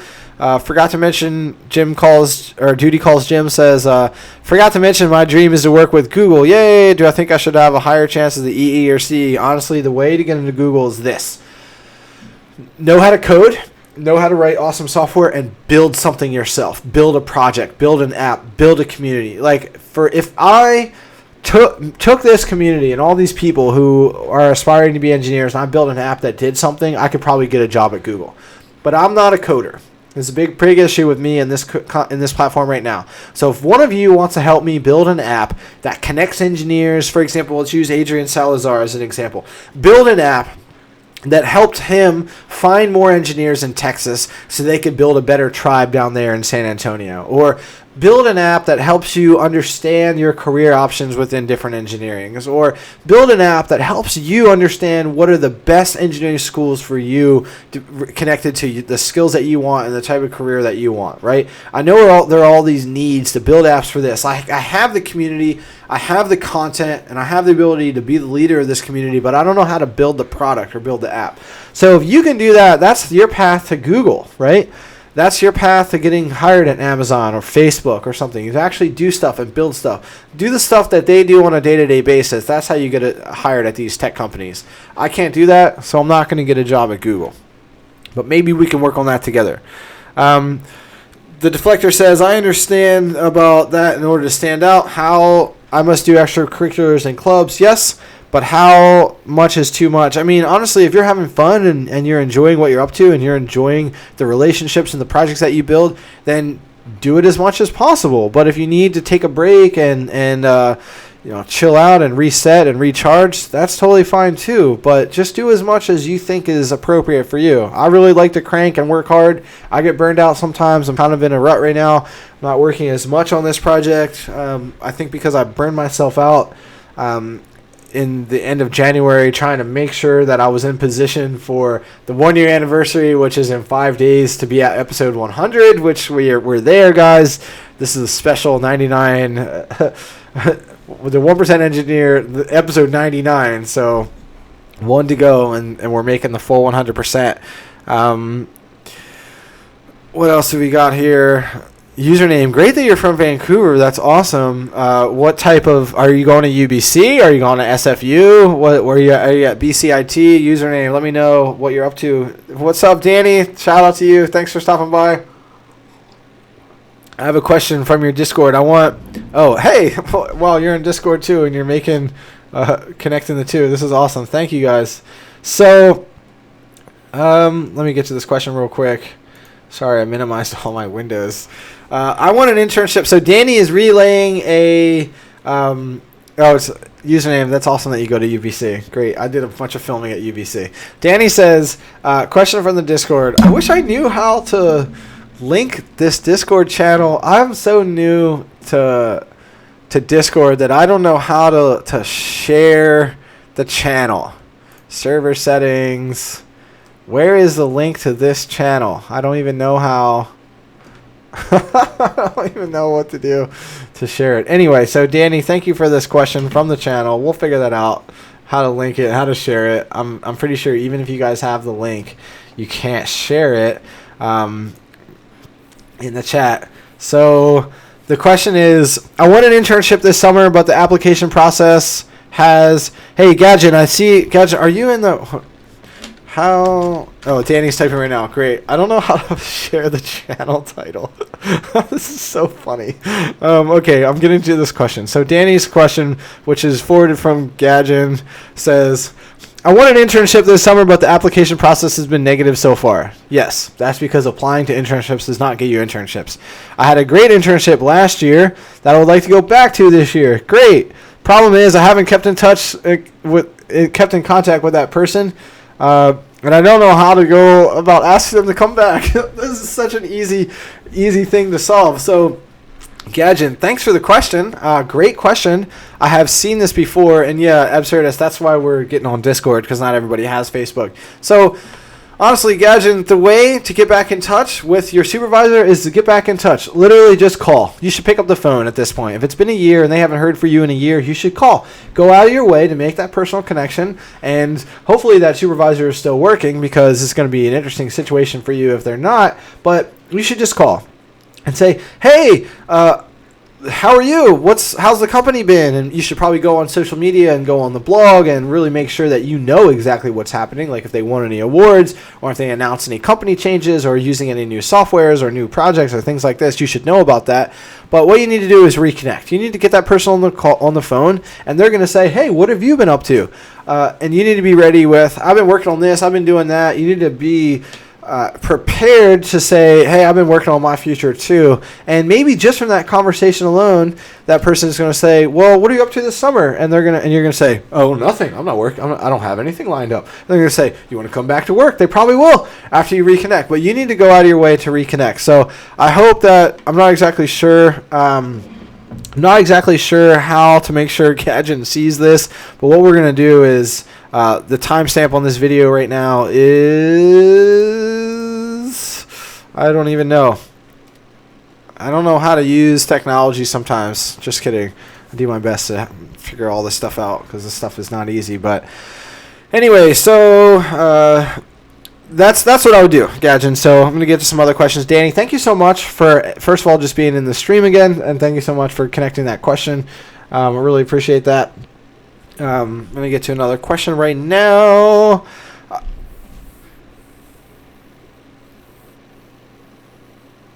Make sure. Sometimes I start reading a question and it's not actually a question. LSN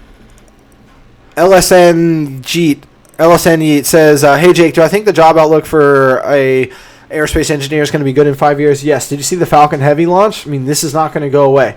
We're going to have more and more companies who are starting their own space programs. We're going to have this huge surge in engineers who need to help with not only the rockets that get you into space, but all the programs that are revolving around those rockets, all the payloads that are going in, and all the companies who are going to be putting up satellites. We're going to have a huge space boom from here. So I think aerospace engineering, if you're interested in it, you should definitely do it.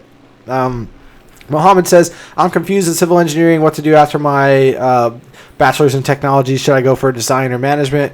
You should figure out if you're more into design, Mohammed, or if you want to manage projects. That's really just for you to figure out. Thank you, Naeem, for saying you love the videos. Thanks for being a mentor for third-year mechatronics from Pakistan.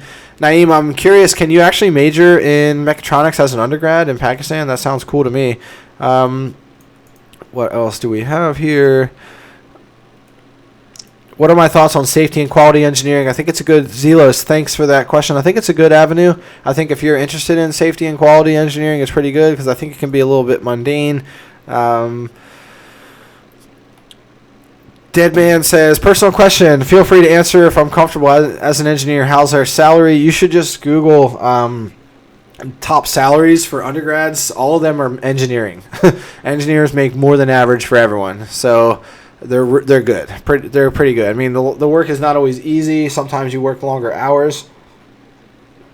But engineers are respected because they do hard things, and they get paid well because we figure out hard problems, and we need a higher skill set and a higher amount of training compared to most undergraduate majors. So the pay is above most undergraduate majors. So most engineers do not complain about the salary. That's for sure.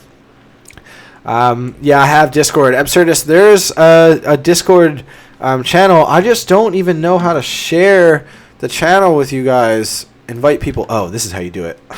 Got it. Set this link to never expire. Oh, it's hidden? Why is this hidden? Maybe I'm not logged in. Yeah, I still don't know how to use Discord, but I had the link at some point. I shared it with people. Oh, it's in the Facebook group. Hold on. I'm going to go grab that right now. I know how to get it, actually. Sorry for the delay, guys. If you have new questions or if you are new to... Here we go. Got it. So here is the... Here it is. Oops. I hope that didn't go through. I'm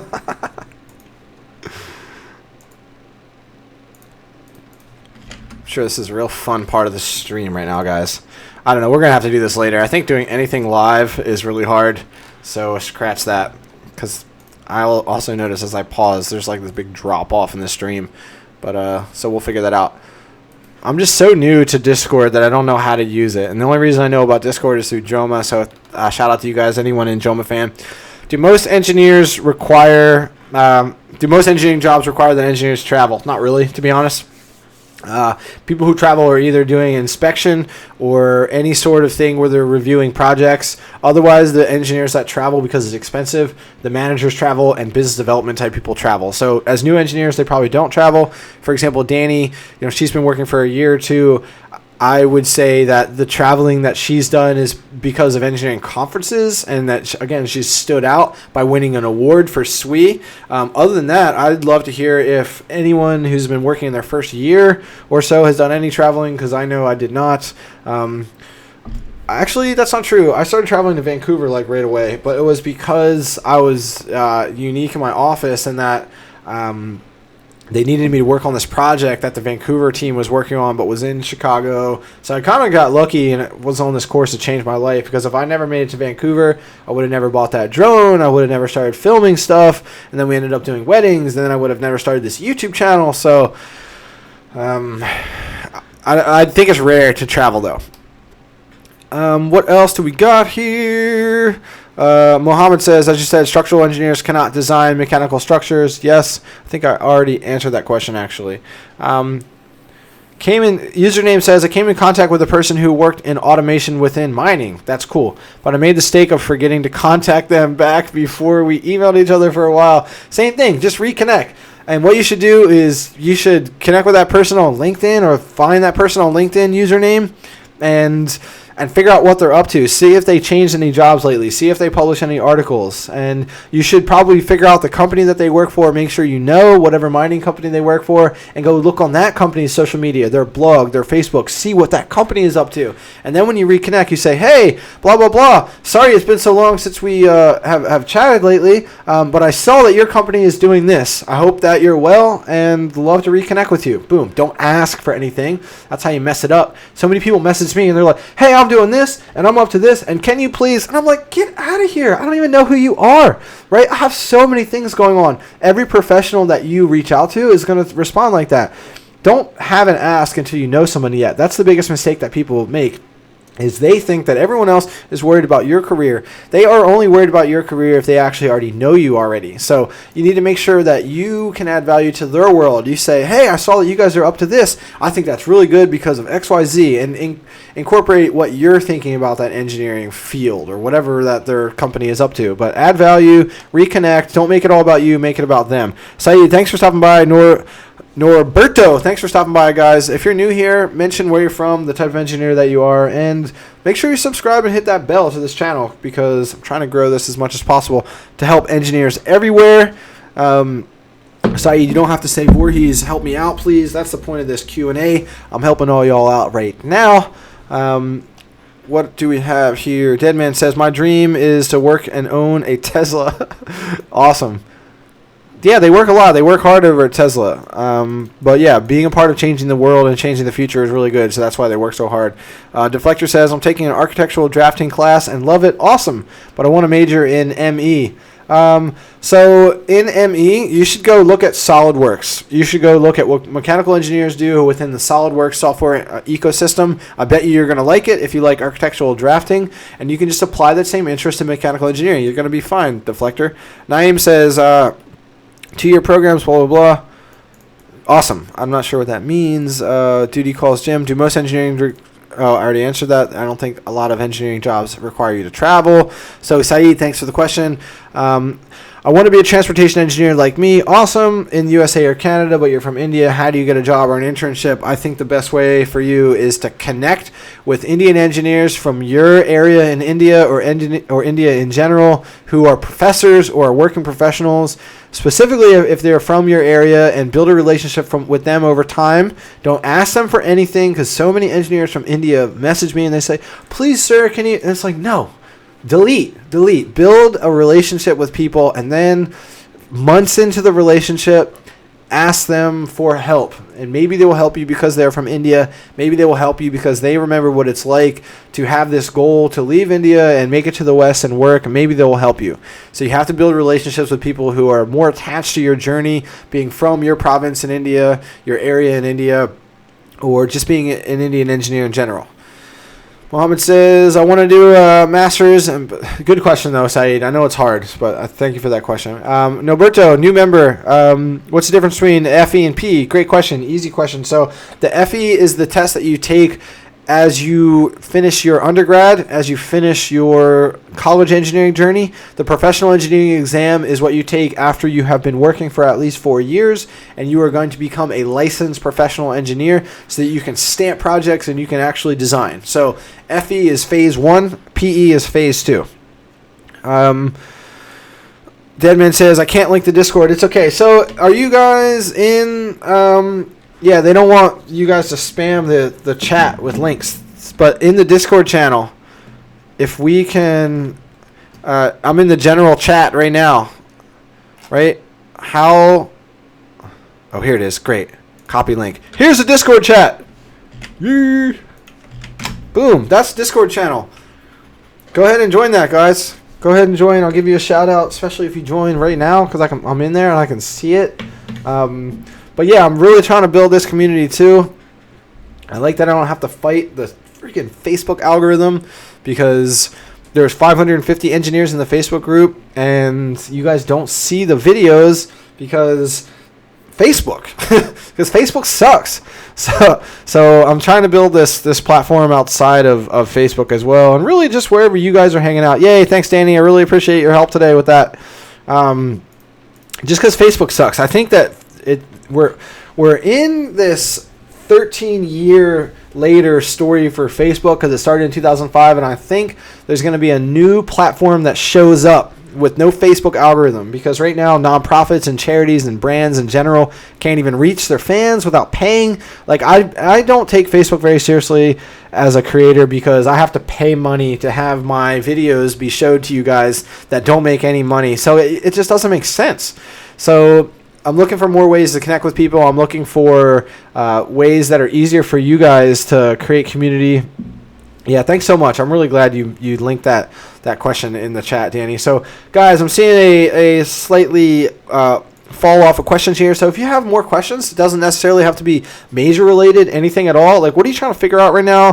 What are you having problems with right now? What are you struggling with right now? What are you wasting time with? Or, the source of your pain? Because I very rarely end streams before the 2-hour mark, so I have time to answer whatever you guys are trying to figure out while I wrap up. A couple of these other questions. Duty calls. I just started the projected growth for a computer and hardware engineer is just like 3%. I don't think you're going to have to worry about computer hardware engineer. I think just doing computer engineering in general, like, don't niche yourself into some... this is for Duty Calls Jim. Don't niche yourself into some like technical applied, less theoretical, hands-on type computer hardware engineering major, because maybe the reason why that projected growth looks bad is because we'll probably have robots that assemble computer hardware. But if you can work on more of the theory and the design of what that hardware is actually trying to accomplish, then I think you're going to be okay. Mohammed says, what I'm saying is mechanical engineer design the structure of ships. Yeah, I mean, you can be a mechanical engineer that works with... See, mechanical engineers don't design the ships. They don't design the aircraft and the spacecraft and the satellites, Mohammed. Let's get this... Don't get it twisted. Let's get this straight right now. Mechanical engineers design the parts that go in the satellites. Mechanical engineers design the parts that go in the spacecrafts. They don't design the spacecrafts. Just like an engineer who works with buildings. I don't design the screws and the bolts and the beams that go into buildings, right? I may design the building and I understand the loads that are required on the beams. I may not actually design the beam itself, right? I may not actually work with the metals that go into the beam. I mean, there's all these different types of engineers that come together to make an engineering project successful. But you as a mechanical engineer, you're not going to design a satellite. You're not going to design a ship. There are companies that hire engineers to work on the types of components that go into that ship. But you'll be disappointed if you go into mechanical engineering and what you want to do is design satellites. You can get into aerospace engineering and eventually work with satellites as a mechanical engineer, but you need to make sure that you are on that path and you're taking tech electives to be on that course. So I think aerospace engineering, if you are jet set on aircraft, spacecraft, satellites, aerospace engineering is going to be a little bit more applicable. But if you're still trying to decide your course for your career, then do mechanical engineering. Because yes, you will maybe eventually be able to work with the design of ships. You will just work with the parts in ships, not the ship itself. Ocean engineering. Look it up. Ocean engineering is the type of engineering that designs ships. And I didn't even know that was a thing until lately. I've learned a lot about having a specific career desire or a specific workforce desire and what I should major in, because these are seriously all the biggest questions I get is right here in this chat right now. Danny says, my friend works for NAVSEA as a mechanical engineer, and he designs the parts as well and inspects the ships that are already built. Boom, exactly. So that's really good. I'm really curious, Danny, if you know about this friend, if they have the ability to work on the greater picture and the greater perspective design of the ship. I wonder if they hire another company or they have an in-house team that designs, say, the whole ship and how all the parts. I would love to like pick at my theory and see if I'm actually wrong, and see if there are mechanical engineering companies out there and all they do is design the ships. Maybe there are, right? I'd love to hear if I can improve my explanation of this. Elizabeth Hernandez says, for some reason, Elizabeth, I always say your full name, Elizabeth Hernandez. I don't know if someone already asked this, Jake, but do I recommend study abroad while getting your undergrad? Yeah, that's okay. Actually, that did come up a little bit earlier in this stream just briefly, but it is rarely asked. So I'm glad you re-asked it. I think I do recommend it. I think meeting, here's why. There's a whole list of micro reasons. So I regret not studying abroad and doing fluid mechanics in Australia with Delaware. We had this great opportunity to do that, and I didn't, and I regret it. Also, you create additional bonds with the engineers that you travel with. A lot of the engineers who I'm friends with, like Paul Tabanowski, he said that the friends he made in engineering over that year or over that semester were so much stronger than all the other friendships he built, so he could connect. Also, I think seeing how the rest of the world does engineering and getting a different perspective on the world, not only just being in another country and traveling and seeing their way of life, but learning how engineering is taught and learning how other engineers think, I think is massively valuable. And I also think that it shows something about you as a person if you have travel abroad and study abroad on your resume and on your student path. So for all those reasons, I think it should be encouraged. The only disadvantage to studying abroad is it's expensive and it's an investment, right? So if you are on a massive engineering student budget, then maybe you shouldn't consider it, but I think maybe you can get some scholarships or something, but I would encourage it. What else do we got here? Batazuki says, I want to do electrical engineering, but I want to have my own company. I think we talked about this already, and don't leave the stream and then come back and ask the same question, but you got to look for problems. That's how you start your own business. You look for the problems that people have within electrical engineering, either in your internships or your as a student. You look at the problems that your school has for electrical engineers. Look at problems. Listen to where people complain. Listen to where people waste time and where their pain is. And if you can build stuff to solve those problems, boom, that's how you can start a business. You don't start a company by just wanting to start a company. You have to solve someone's problem. You don't make a product that you think is cool. If you can solve people's problems, you're going to be successful as an entrepreneur or as a business owner. Deadman says, if I want to move to Silicon Valley and grow, would I move to Silicon Valley and grow? So here's the question. Would I move to Silicon Valley and grow my engineering career? So you don't want to move to Silicon Valley if you want to have an engineering career because it's too expensive. You move to Silicon Valley if you already have a successful MVP, a minimum viable product for a startup, and you want to scale it, and you want to be in an environment where you can get venture capital money, and you want to be in an environment where you can put yourself around a bunch of other tech founders, and they can help you with your idea and help you grow. You definitely don't move to Silicon Valley if you don't have any ideas, and you definitely don't move to Silicon Valley if you just want to have a regular career, because it is so expensive.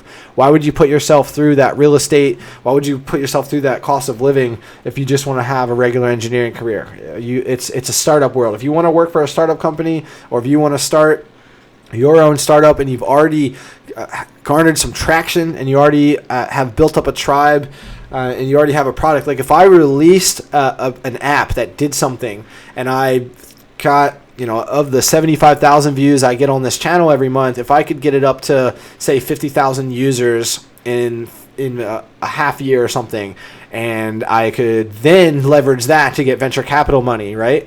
If people could see that, okay, this person actually has built a community and there's something here. We don't know what the business direction is, but there's something here. That would attract VCs. But you don't just move to Silicon Valley and try to then do something. That would be financial suicide. Deadman says, my biggest problem is making myself stand out as an engineer. Okay, so let's solve that problem by figuring out what you want to work on the side that will help you stand out. Maybe creating some product. If you're interested in Silicon Valley and you're interested in business stuff, then create something that solves a problem for the engineering students at your university, and that will help you stand out. Thank you, Saeed. I'm interested in construction management. Yes, Mohammed, it is good. I interviewed a professor in construction engineering and management. It's an 18-minute interview. You should check that out on the channel. Just go to my channel and search construction engineering.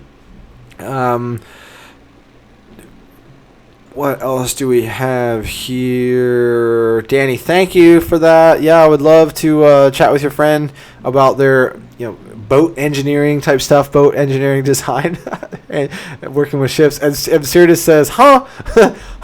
Whenever I click the link to the Discord, it just redirects me to Discord's main page. Oh, maybe I'm giving you the guys wrong link. Sorry about that. We'll get this Discord thing figured out. Don't worry.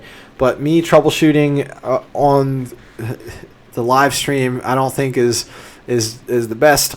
I just can't focus on multiple things at once. I'm like laughing at myself a lot because of this. Jake, what's the duty of a transportation and traffic engineer? Great question. Usually it's something revolving around designing something for a new project, designing a new road, designing traffic signal plans, testing out, like with traffic, testing out a new development and designing a coordination system in the area such that there's going to be new traffic and you need to handle all this traffic appropriately. So what should we do? How should we time our signals? Should we design this to be safe for pedestrians? It's usually there's a project in mind that's going to change something and you need to make sure that's implemented properly so that people don't die and such that the transportation network operates as effectively as possible. Vinesis, thanks for stopping by. I think you're new here. Make sure you subscribe to the channel. Struggling to find my first job as mechanical engineering with no experience. That's okay. Vinesis, I made a video for someone who graduated with mechanical engineering job and didn't get any internships, doesn't have any experience, and they're looking to get back into mechanical engineering. It was episode 92. I think it's got a blue. Will Smith is on the thumbnail. You should go check out that video. Just go to the channel. I have so many videos about this type of situation, trying to get my first internship, trying to get my first job. Mohammed, the skills for a civil engineer are just like any other engineering. It's problem solving. It's being able to work with a team. It's being able to individually and in a technical fashion troubleshoot and figure out softwares, figure out problems within your design. But it's mostly problem solving and communication. Those are the best ones. And in order to be successful within engineering, within civil engineering, the biggest skills that you have is relationship building. If you can be likable and if you can network and if you can make true human connections with people who are ahead of you in your career, people who can give you jobs, people who you can become partners with and who can become your clients, that's how you're going to be successful. Deadman says, I can attest to the studying abroad topic. Great. I did study abroad back in high school when I was learning the language. Awesome. And when I tell employers it's a great topic of discussion. Yeah, awesome. And the trip was free. Sweet. Really good. Really, really good. What else do we got here? Mohammed says, there's two different Mohammeds asking questions. Awesome. Can civil and structural engineers use spring mass system as a damper for preventing earthquake shocks? Yes. So within structural engineering, there's a type of engineering which is seismic engineering. So those types of engineers work with earthquake loading and mass tuned dampers and things like that. Official Snagger, thanks for stopping by. I think you're new here. Make sure you subscribe. Make sure everyone who's new to the stream right now, make sure you hit the like button on this video so we can have more engineers drop on in here and find 1% Nation. Okay, what do we got here? Oh, by the way, Vince, I will answer your question a little bit better than, hey, just go check out that other video. So if you have no experience, again, guys, what you need to do is go out there and join engineering clubs, join engineering professional societies, go to networking events, go to job fairs, message people on LinkedIn in your city who are doing the type of engineering that you want to pursue for your career. And over time, you build a relationship on LinkedIn. You can ask them to come in for an informational interview. You can also brand yourself as an engineer. Your Instagram should not be about the ramen that you had for dinner. It should be about whatever you're working on, the book that you're reading and how it applies to your career, or an engineering portfolio project that you're working on, which is another thing that you can do. You can be working on side projects. You can be building Arduino things. You can start an engineering blog. You can do stuff that actually is more connected to engineering, that is building expertise and authority and building some sort of engineering credibility. Even though you have no experience and you have no internships, it's okay. You still can build up momentum and you can separate yourselves from other engineers.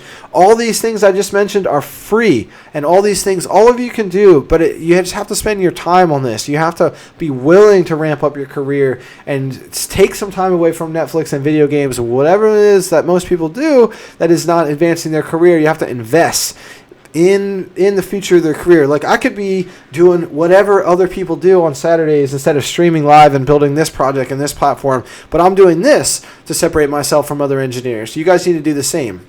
You need to work on some side projects. You need to get out there in the community and build relationships with people and start some side project, and separate yourself so you can be successful. Christian, good question. What's the most common coding language? You should be learning C++, Java, SQL. Noberto, we've talked about this on stream a couple times here today. Do I recommend getting an MBA in order to start a business as a civil engineer? No. If you want to start a business, don't get your MBA. MBA is for people who want to climb the corporate ladder.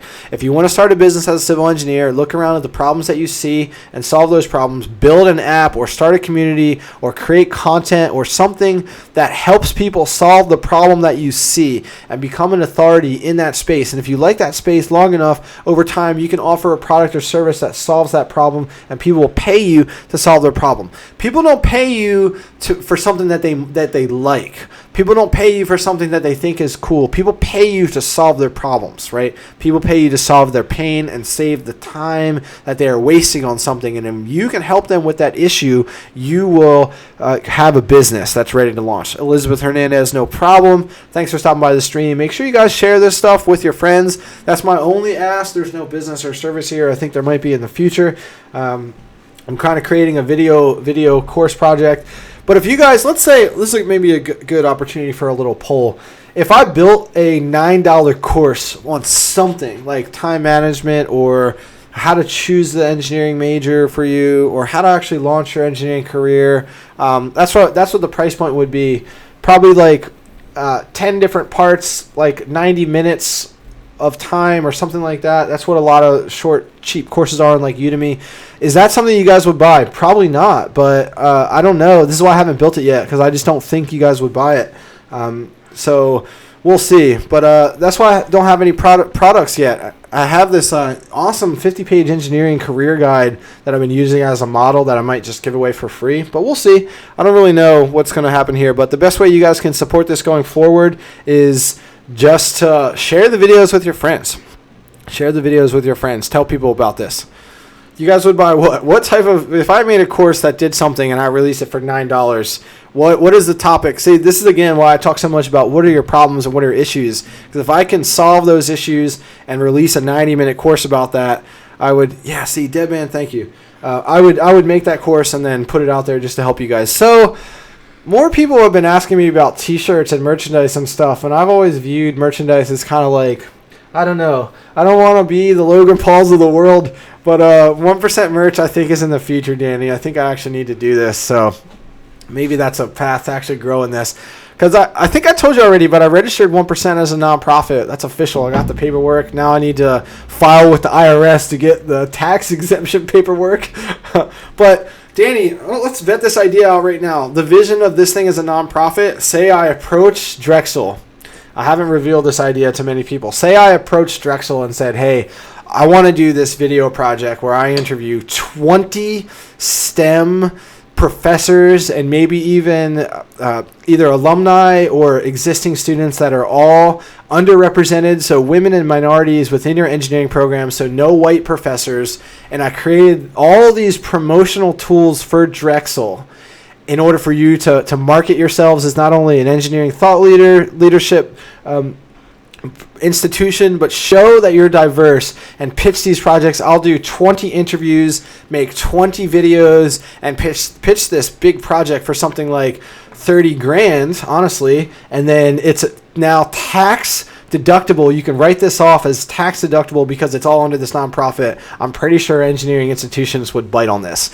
What do you think about that idea, Danny? This is what I think I'm working on for this year, is pitching this and the viability of this project. So Yusuf, welding engineering, I don't know. I mean, I think mechanical engineering is what you do. I don't think I've ever even heard of welding engineering, because that seems like it is some sort of 2-year trade or 2-year technical route. But if you're really into welding, I think that maybe you should start looking at 3D printing and how you can maybe use laser scanners, laser cutters, and 3D scanners to actually use 3D printers to make the same stuff that you would be welding, because welding as a profession is going to go away because of 3D printing, and particularly because of robotics. Yeah, thank you, Danny. I've been thinking more and more about this because I don't know if the path to growing this community, because you need to create revenue to grow. I don't think the path to growing this community is selling stuff to 20-year-olds. I just don't think so. Like, maybe, but we'll see.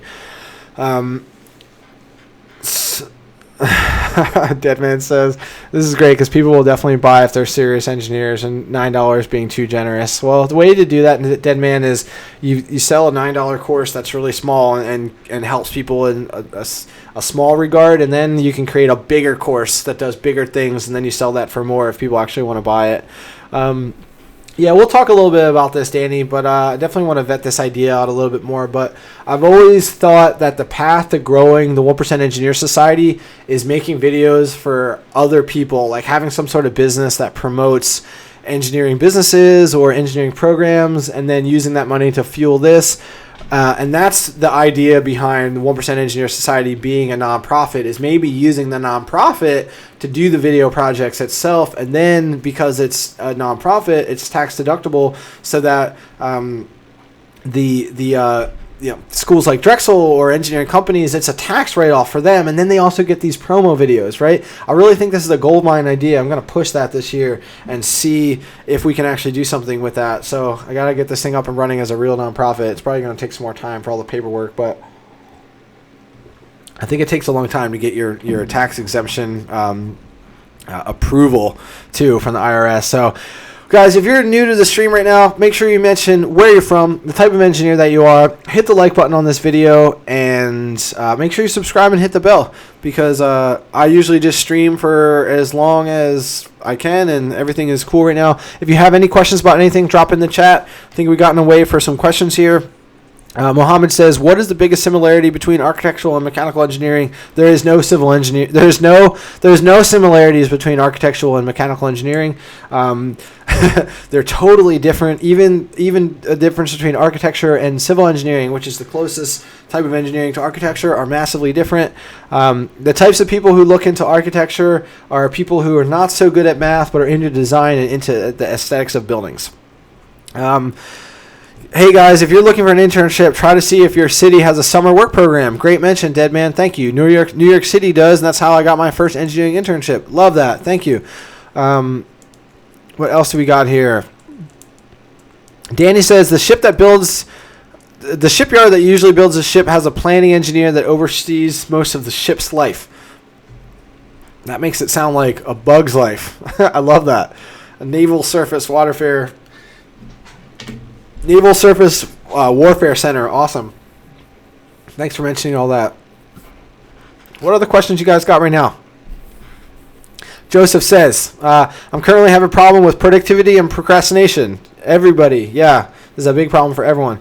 I see common with high school students right now watching a stream instead of doing my homework. Well, Joseph, I think this is a good location to learn new ideas and get smarter if you're watching this on a break instead of watching Netflix. But if you are procrastinating, turn this stream off and get to your work, and you can come back and watch us on the rebroadcast. I always have the rebroadcast available. That's why I put the chat in the stream, so you can follow along and understand what is going on as a rewatcher, even if you miss it live.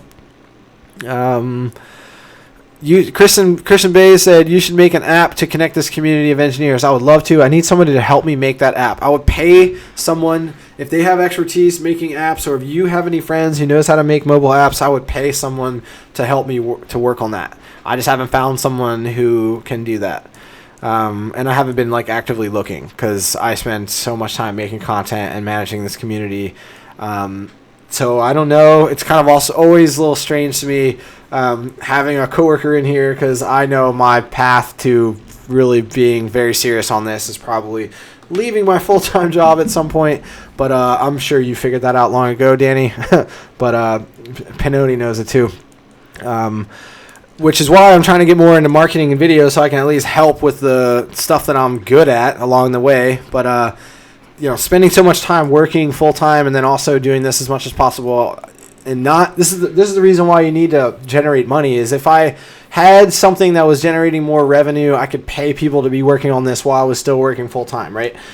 So until I get that set up, I'm still not sure what's going to happen, but we'll see. I really would love to hire somebody to build an app. I really would love to hire a video editor so I could just be on the camera and have them bring that video to 95% completion.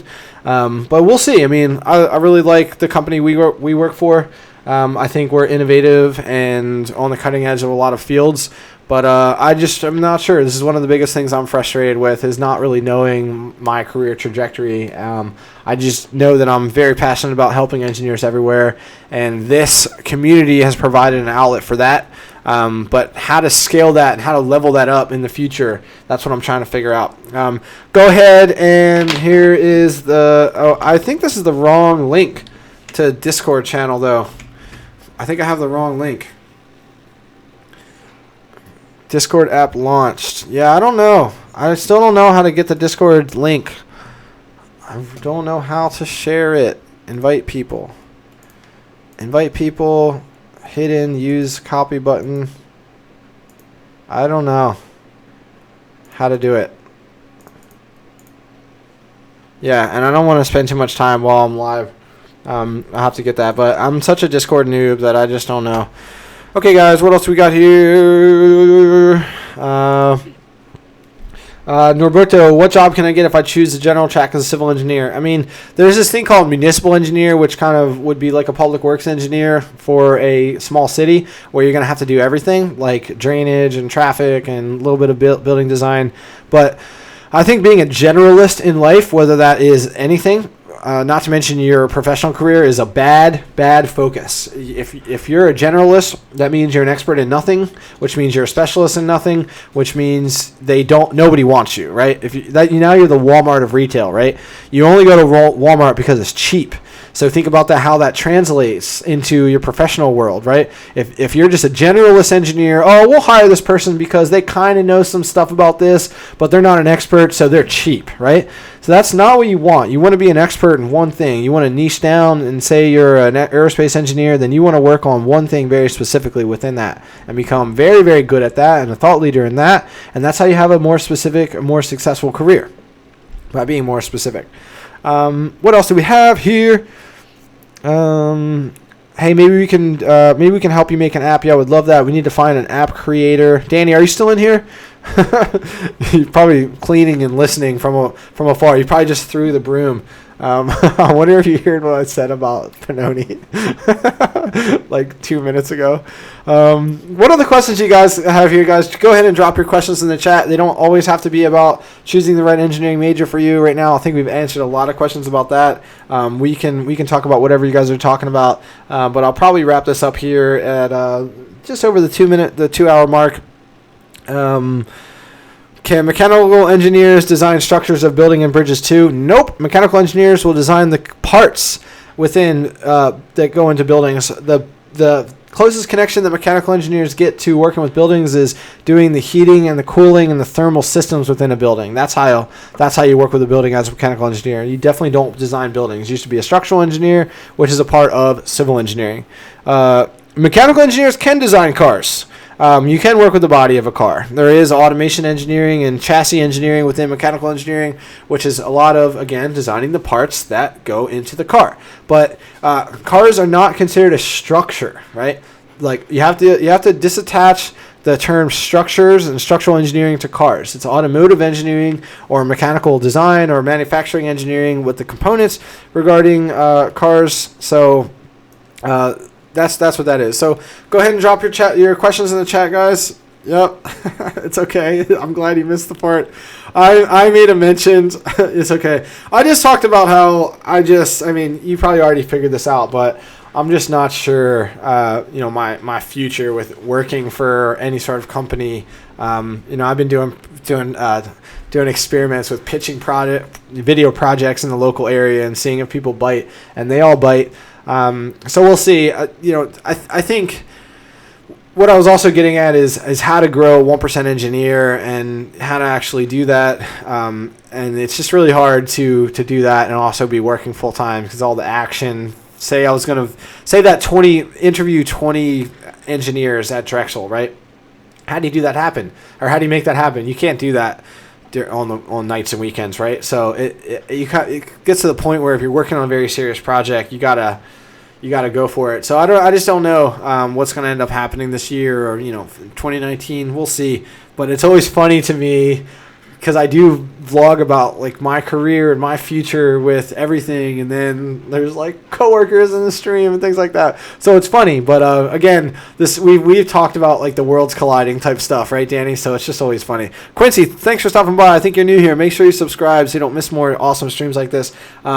Is engineering technology a good associate's degree to prepare you for engineering? The answer is yes, instead of a non-relevant associate's degree. Yeah, I absolutely think that if you have the option, you should do some sort of engineering technology or engineering technician or an engineering 2-year program instead of something else random, because it's going to set you up for more success. You're going to learn some skills that are going to be able to apply to your first internships and things like that. So yeah, great question, Quincy. You should definitely do some sort of engineering thing. Motorsport engineering is a part of the automotive track. Yes, Izzy. Danny says, yup.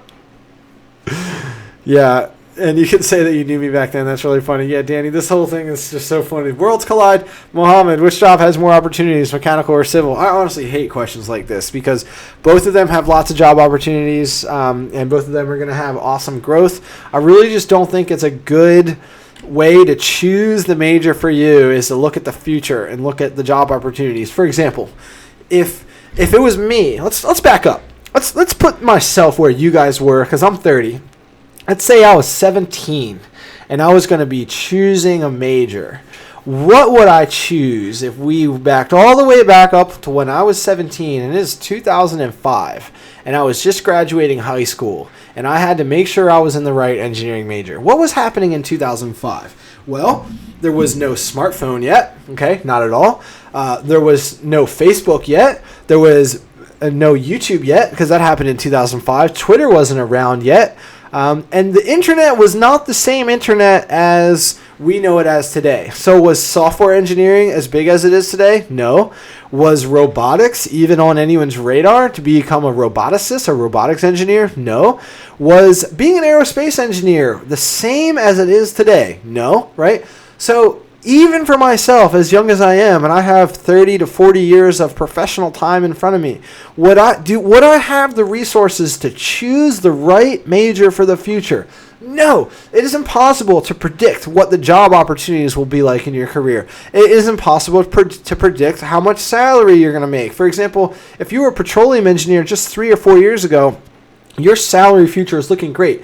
Could you have predicted that oil was going to bottom, go from $110 to $30 in just a short period, which is what happened 2 or 3 years ago? Could you have predicted that? No way.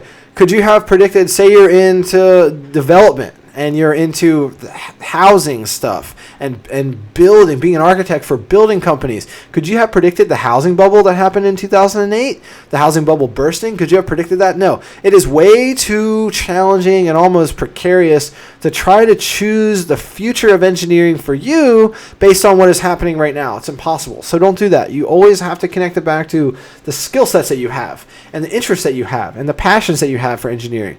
That's the best. That's the only way that you can be successful in your career, not trying to forecast. So please don't do that, guys. Definitely don't do that. Danny says, thank you for answering Saeed's question. Back in a bit, Jake posted the Discord link. I think I may have posted the wrong link, actually. It won't let anyone else post it but me. No problem. Thanks for mentioning all that, Danny. So guys, I'm probably going to actually wrap up the stream here. You can go ahead and file in your final questions here. Christian says, trying to build a new schedule where I wake up early around 4 a.m. and work out and work on things to help my future business. Yep, you should definitely do that. I think working early is a theme that I see with productive people. I think there's this thing called the biological prime time for each person, which is, for example, night owls. They may have their biological prime time later on. Yeah, Deflector, I saw a little bit of your message. They find biological prime time later on at night, and they can work a little bit better at night. Maybe for you it's in the afternoon. Maybe for you it is in the morning. But I do see this trend with ambitious, productive, especially entrepreneur-type people. All of them wake up at 4 and 5 a.m., and they get stuff done right in the morning, super early. They work out, they eat a healthy breakfast, and they get stuff done right in the morning. So if you want to be an entrepreneur, I would encourage you to wake up early. Just because I see this trend. It's so hard to grow a business and to be successful within entrepreneurship that I think you just have to be willing to work hard and hustle. So getting up early and getting your day started, I think, is a part of that. So I would encourage it. Saeed says, which computer applications transportation engineers use to gain knowledge? You should learn Synchro. I'm going to type these out. Synchro, okay, in this order. You need to learn AutoCAD,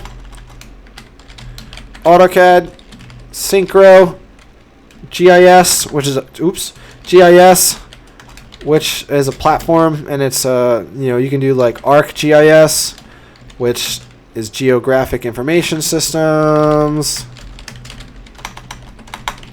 That's what you need to learn. Also, you can look at Vism. Look at those programs. Learn about those programs. What else we got here? What other questions you guys have? And I'm going to wrap up the stream here pretty soon.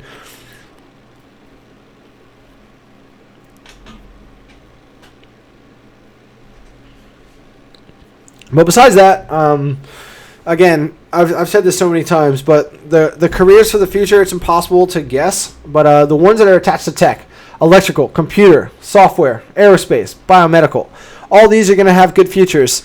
Mechanical engineering has a good future for sure. Civil engineering as well. I just don't think civil engineering has all the flash. It's not as sexy of an engineering major. Thanks, Absurdus. I really appreciate it. Make sure you hit that like. Make sure you guys are sharing videos with your friends. Username says, is AutoCAD preferable to SolidWorks? So AutoCAD is the program that civil engineers would use. If you're a mechanical engineer, you should be using SolidWorks for sure. SolidWorks is more of a 3D design ecosystem. Thank you, Saeed. Thank you, Absurdus. Thank you. Make sure you guys are sharing this. I'm going to continue this conversation about merch. What's up, Mitchell? Thanks for stopping by. Just came to your YouTube channel for the first time. What do I need to know? My YouTube channel is all about young engineers, empowering young engineers, helping you to make sure you're in the right engineering focus for you, how you can launch your career, how you can get internships and crush it along your road to being the best engineer you possibly can. No problem, username. Guys, make sure you subscribe. If you're new to this channel, make sure you subscribe and hit the bell so you don't miss out on future live streams that I do on the weekends and content that I release. Deflector says, is there anything I could do at 17 or senior in high school that helped me become an ME? Yes, you can build a portfolio. You can definitely learn to code. You can go on Khan Academy and Coursera and learn to code for free. But you should be working on projects, Deflector. You should be working on things, building a portfolio, building a track record of working with Arduino boards and coding them and building little robots and blogging about it and becoming a personal brand and putting that content out on the internet to show that you're a future mechanical engineer. Infrastructure is not sexy. Not sure if I saw that John Oliver video. No, I don't see. I don't think I saw that video, but it's true, right? Civil engineering is like the least sexy engineering right now. Mohammed, which engineering is more in demand for the future? Man, I just said this. It's impossible to predict, Mohammed. It's okay, Mohammed Razi. It's impossible to predict which is going to be the most in demand for the future. But what you can kind of side bet is that things like electrical, computer, software, aerospace, biomedical, they're going to have pretty good futures because you just see them booming right now. Will it be a good future in 10 years from now? That's impossible to predict. But most of the core engineerings, besides chemical and besides petroleum, I don't believe in petroleum engineering particularly because oil has gone out of fashion. I don't really believe in chemical either. I just don't think it has the best future in comparison to other ones.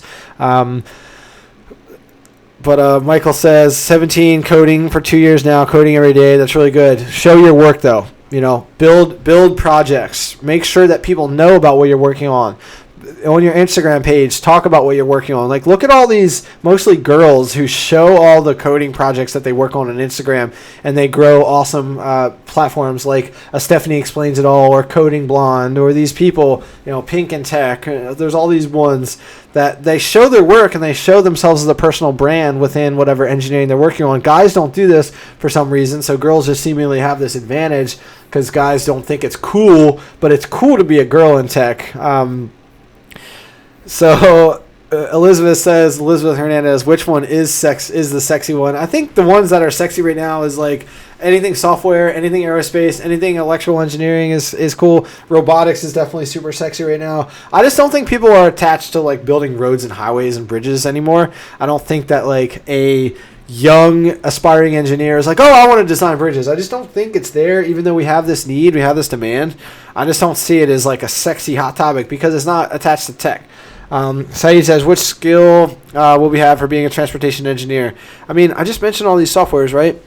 So I know I talk fast, and a lot of you may be second language English, but in the chat, I literally linked up a bunch of skills and softwares that you can learn as a transportation engineer. I am Dutch. Voorhees is Dutch. Thank you. I'm happy to say that I am actually Dutch, and I'm glad to say that you knew. I'm proud that you knew. So, guys, the best way to keep this conversation going, because I'm going to wrap up this stream now. I usually stream for about 2 hours on the dot or 3 hours on the dot. The best way to keep in touch with me, ask to join the Facebook group. The link is in the description right now. Leave a like on this video, and after this video is out, which it'll get uploaded in like 10 minutes. It takes like 10 minutes for YouTube to do it. Go ahead and leave a comment. Make sure I know who you are. If this is your first time checking out the stream, leave a comment. Thanks, Absurdus. Share these videos with your friends. But most notably, guys, join the Facebook group so I can make sure that you can find the Discord group, because I don't know how to leave it in the chat right now. I don't know how to get the shareable channel link. I failed a couple times on that. But I'm trying to build this Discord community. I'm trying to build this Facebook group so that I can give as much value to you guys as possible and figure out if I'm going to make some product this year, some type of engineering course, or some type of merch sort of lineup. Apparently, we're going to have some 1% Nation merch. I'm pretty sure we're going to end up doing that. So I want to keep in touch with all of you guys. My job, Mike Mitchell, is I'm a civil engineer. Thanks for subscribing. I work in transportation. Technically, I'm like a traffic engineer, highway engineer. So I work with really a lot of traffic safety, transportation safety. But guys, I really want to make sure you join the Facebook group. I want to make sure that you get in the Discord channel. Yeah, awesome. I actually lived in Chicago for 2 years. Loved it. I want to make sure that we're growing this as much as possible. Share these videos with your friends. Thanks again for being a part of 1% Nation. Thanks again for being a part of episode 99 of the 1% Engineer Show. I think I'm going to do something special for episode 100. And because it's Black History Month, I think I'm going to do the top 10 African-American engineers of all time video or something like that. Or maybe the top 10 to follow right now. I think it's going to be something about that. I'm really excited to use some of the research that Danny has made and do some engineering videos about the top women engineers right now and the top women engineers of history. So we're going to have some videos about that. And my biggest focus right now also is creating the what do electrical engineers do, what do mechanical engineers do, mechatronic engineers do. And that will probably be a course, is to help you guys decide what type of engineering major is the right one for you, because I've made all these videos about what do civil engineers do and things like this. But it's been a fun year. We're here only 5 days away from the 1% Engineer Show 1 year anniversary. So if you guys are just finding this program, this project, this community, this channel, it's been a year in the making, and it's been really fun, and I have no idea what's going to happen from here, but I hope it involves things like using this nonprofit to make videos for schools like Drexel or schools like UD, and really just being able to grow this thing into a national presence and help most notably underrepresented engineers everywhere, and not to mention just engineers in general everywhere. So thanks again for being a part of this. Deflector, thanks. I will answer a lot of the final questions here. I guess maybe I'll just do it right now. 7 years. Nope, I don't know what that question is. I'm not going to answer that. But guys, just thanks again for being a part of this. go ahead and join the Facebook group so I can get you that Discord link. I think it's so funny that I didn't know how to link it. Thanks again for being a part of this stream, guys. If you have any questions, leave it on any YouTube video because I literally answer every one. Make sure you get into the group. Make sure you leave a like on this video. Share these videos with your friends. I got a lot of asks for you guys for this chat. Thanks again, Elizabeth Hernandez. Thank you so much for being a part of this. If you're still in the chat right now, drop it in, or if you're still in the stream right now, drop it in the chat right now. I want to know who is here with us at the end. But it's been really fun. Just thanks again for everything. I'll kind of want to wait 20 seconds to see who is still in here so I can give you guys shout outs. And yeah, it's been a cool thank you, Deflector. It's been a cool year. I can't wait to see what happens from here. Thank you, Emerson. Thank you, Niam. Thank you for being here. I want to give you guys some shout outs. But I really appreciate that. Thank you, Saeed. Thank you so much for being here. Thank you, Christian. Yay. Deadman, thank you. See, I know you guys waited in this stream the whole time if you're actually here chatting here at the end. So go ahead and drop it in the bottom. Drop it in the chat. I want to know who is here. And if it's your first time being here, that's okay too. Go ahead and give yourself a shout out. So I want to see that. Noberto, yay, Texas A&M. Big shout out. So I've interviewed some Texas A&M engineers, so I'm happy to hear that you're there. Quincy, thank you. Mitchell, thank you. Sign up for the Facebook group. Yay, awesome. Username, thank you. I will make sure you guys know about the Discord link. And Saeed, I'll answer your question right now. I don't really know. I don't understand what your question is. Yeah, I mean, having lots of engineering experience is going to be good from the recruiter perspective. I just don't really understand your question. That's why I ignored it. But thanks again, guys, for being a part of the 1% Engineer Show. If you have any questions, leave them in the rebroadcast in the comments below. And if you have any other questions on any other videos, leave them on whatever video that you want. Make sure that you're liking videos. Thomas, what's up? Computer engineering has a great future. I'm about to clip this stream, but computer engineering definitely has a good future. Make sure you subscribe and hit the bell so you don't miss out on future live streams and future videos because episode 100 of the 1% Engineer Show is about to come out. Make sure you guys leave likes on videos. Make sure you guys comment. Thanks, Emerson. Thanks, Absurdus. Really appreciate it. Thank you, Saeed. Thank you. I'm really glad you found this channel too, username. So stay tuned. Thank you, Danny. Thank you so much for watching all this. You're like one of the only friends in real life who spends so much time in this community and watching all the videos. Really, really appreciate that. Thank you. I know you had a good time at the job fair on Wednesday, and I know you had a good time at the Super Bowl parade on Thursday, so love to see your photos for that. Can't wait to do some more stuff with Drexel and everything else in the future, so really glad I could be a part of your Lives and Lessons event last fall. So thanks again, guys. Thank you, Saeed. Thank you, everyone, for being a part of this live stream. Really had fun today. So I'll check you guys again in another video. Thanks again for being a part of the 1% Engineer Show and 1% Nation. And stay hungry on your quest to become a 1% Engineer. Guys, later. See ya.